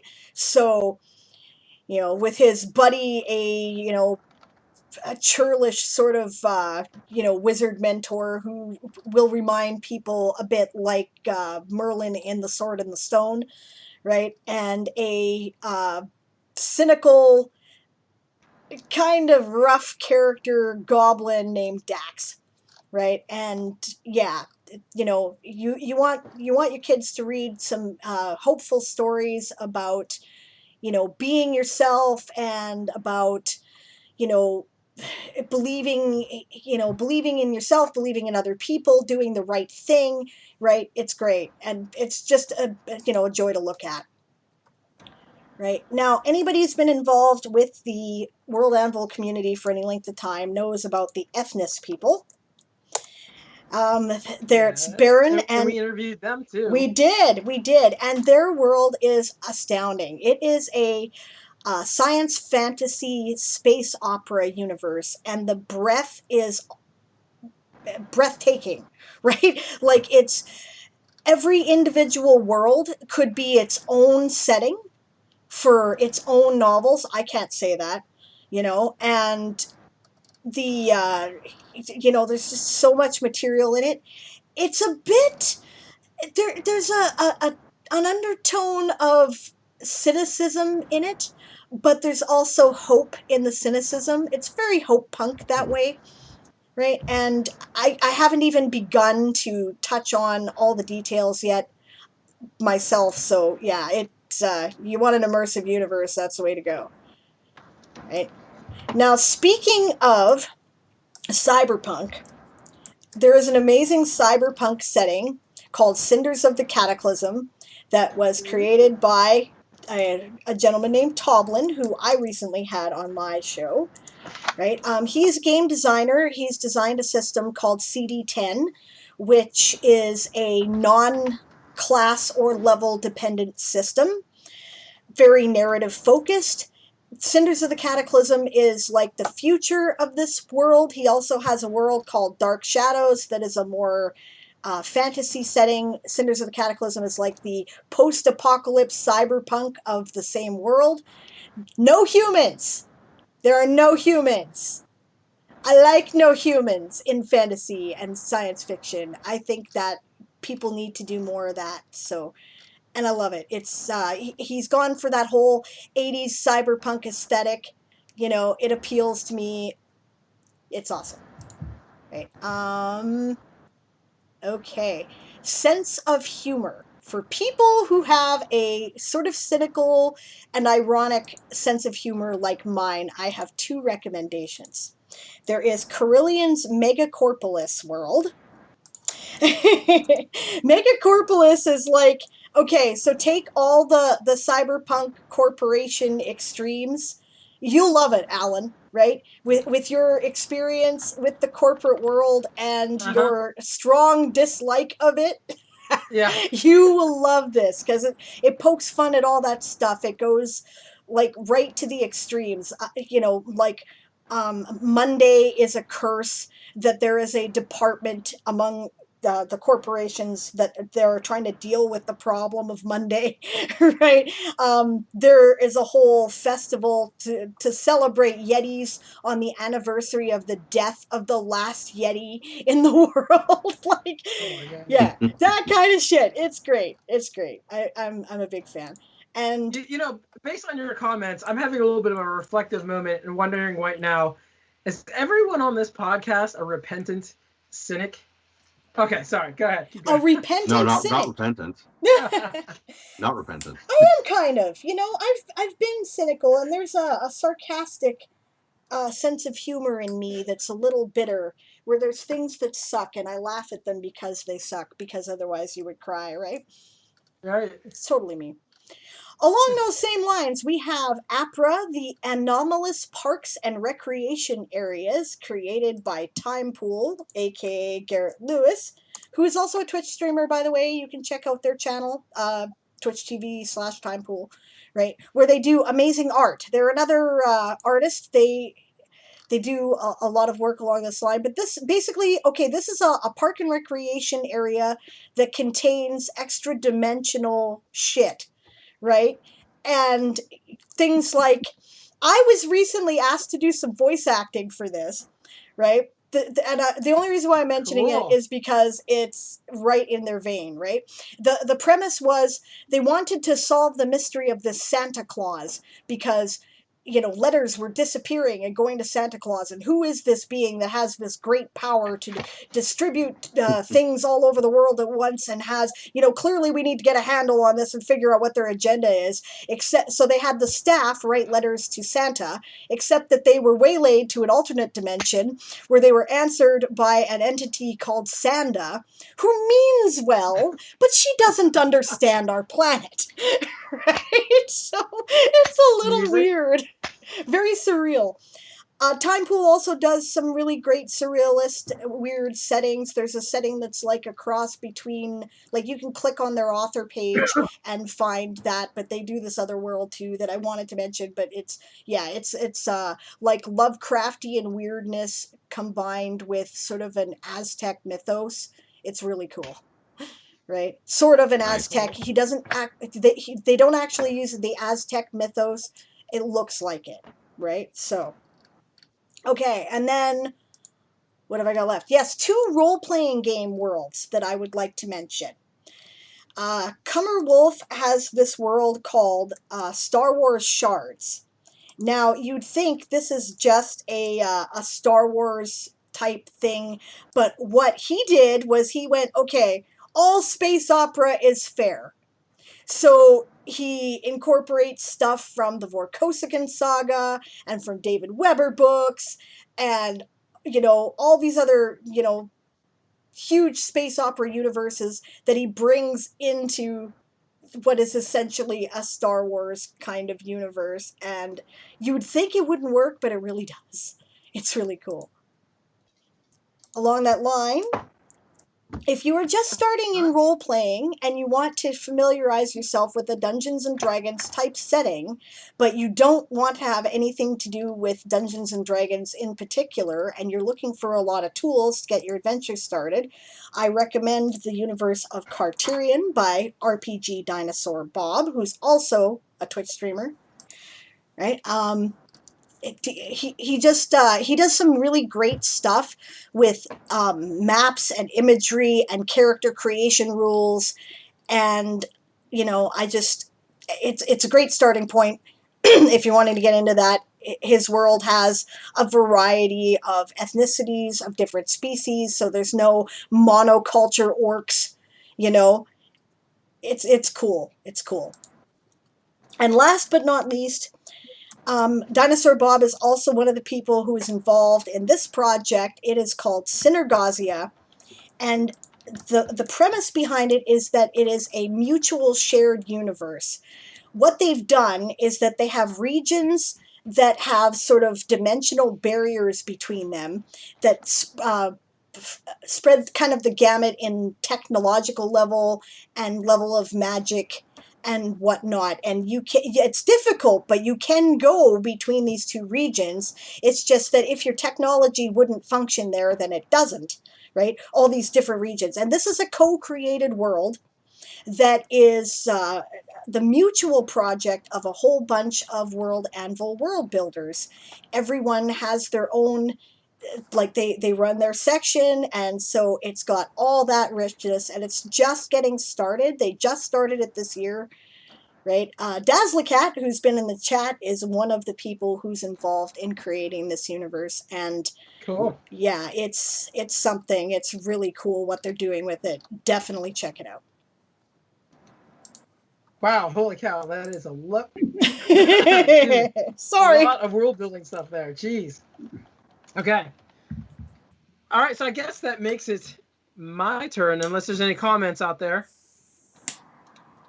Yeah, I mean, like, I know that a lot of my my Twitch viewers are World Anvil community members, so if you have suggestions, feel free to share them.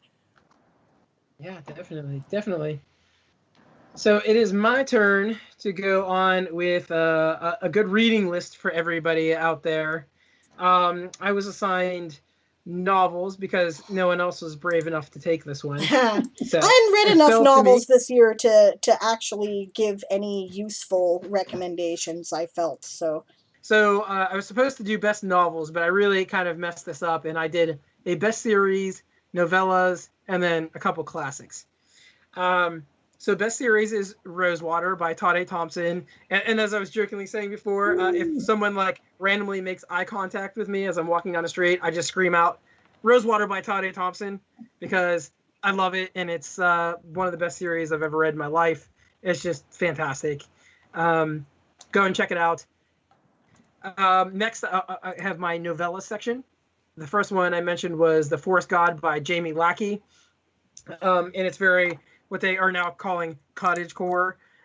It's, you know, like none of the characters are ever in like severe danger or anything, but you know, it's like one of those cozy mysteries, but in fantasy, right? Right. And it's very laid back, but it is also very compelling and interesting. And Jamie Lackey, as I constantly say in all of our podcasts when I review something by her, not appreciated enough.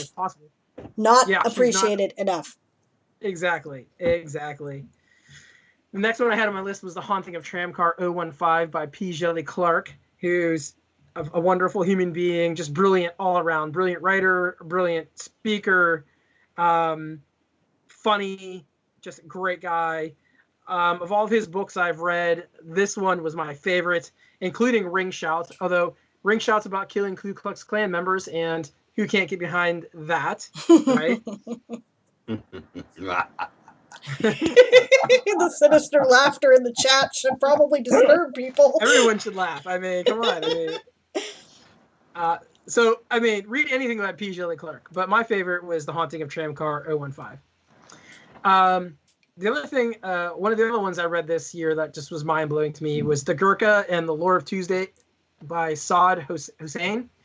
And it's just like this awesome combination of science fiction and fantasy, just like blatant combination. There's no explanation of how this could be possible, but it's like, I don't know, 500 years in the future, and there's a city being run by an AI, and you know, this Jin wakes up from 1,000 years of sleeping and wanders into this high-tech future city, right? And you know, hijinks ensue, if you will. But it's brilliant, it's hilarious, and just so awesome. And I plan to read everything by Saad Hussein from here on out. Right. Next one is The Border Keeper by Kurtzen Hall, I believe is how you pronounce her name. South African author. Just such a cool little book. So weird. It's like, what did I call it? Like a dolly painting meets I don't know, that's on the edge of horror and fantasy. Maybe Dolly meets what's his name? China Maleville, maybe something like that. Crazy, weird, and awesome. Totally suggest it. And she actually has a new novel coming out this year, and I can't remember the name of it right now, but it's about cannibal nuns. So you should check that out. Okay. Nice. And then my final one's going to be A Tale of Truths by Barrett Ellingson, who we also interviewed this year.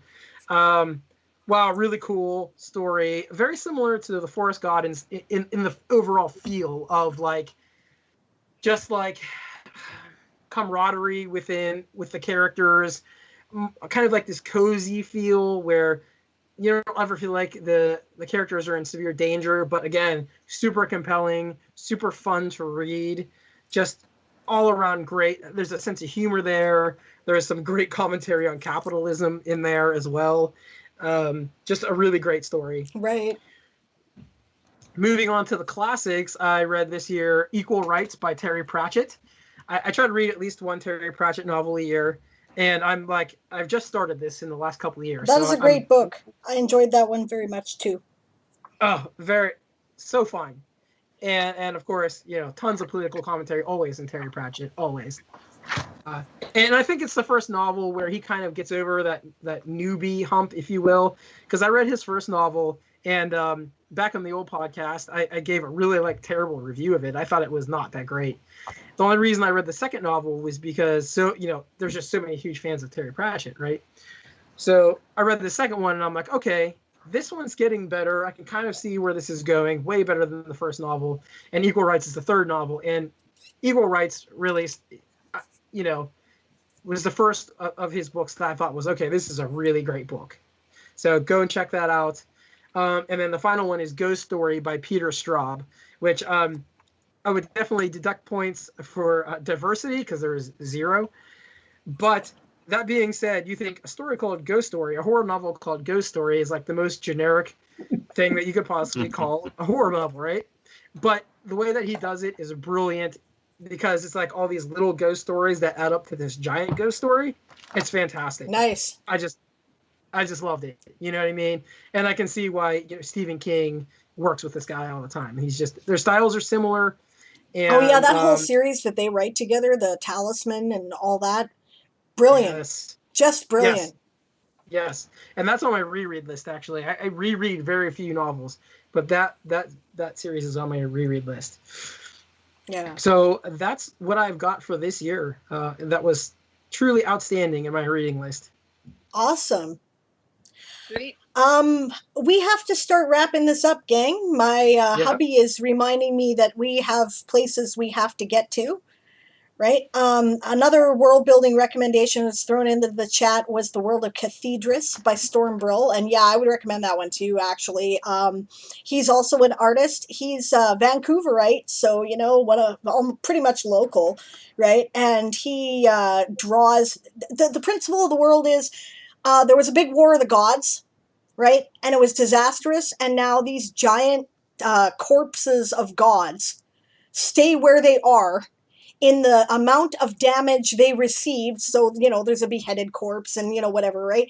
And there's weird shit that goes on around them that people have to deal with because, of course, their ambient magical energy leaches into the world and causes all sorts of issues, right? Yeah, I know it sounds just creepy as hell, but it's really interesting. Just the world building is top notch, right? Cannot beat it.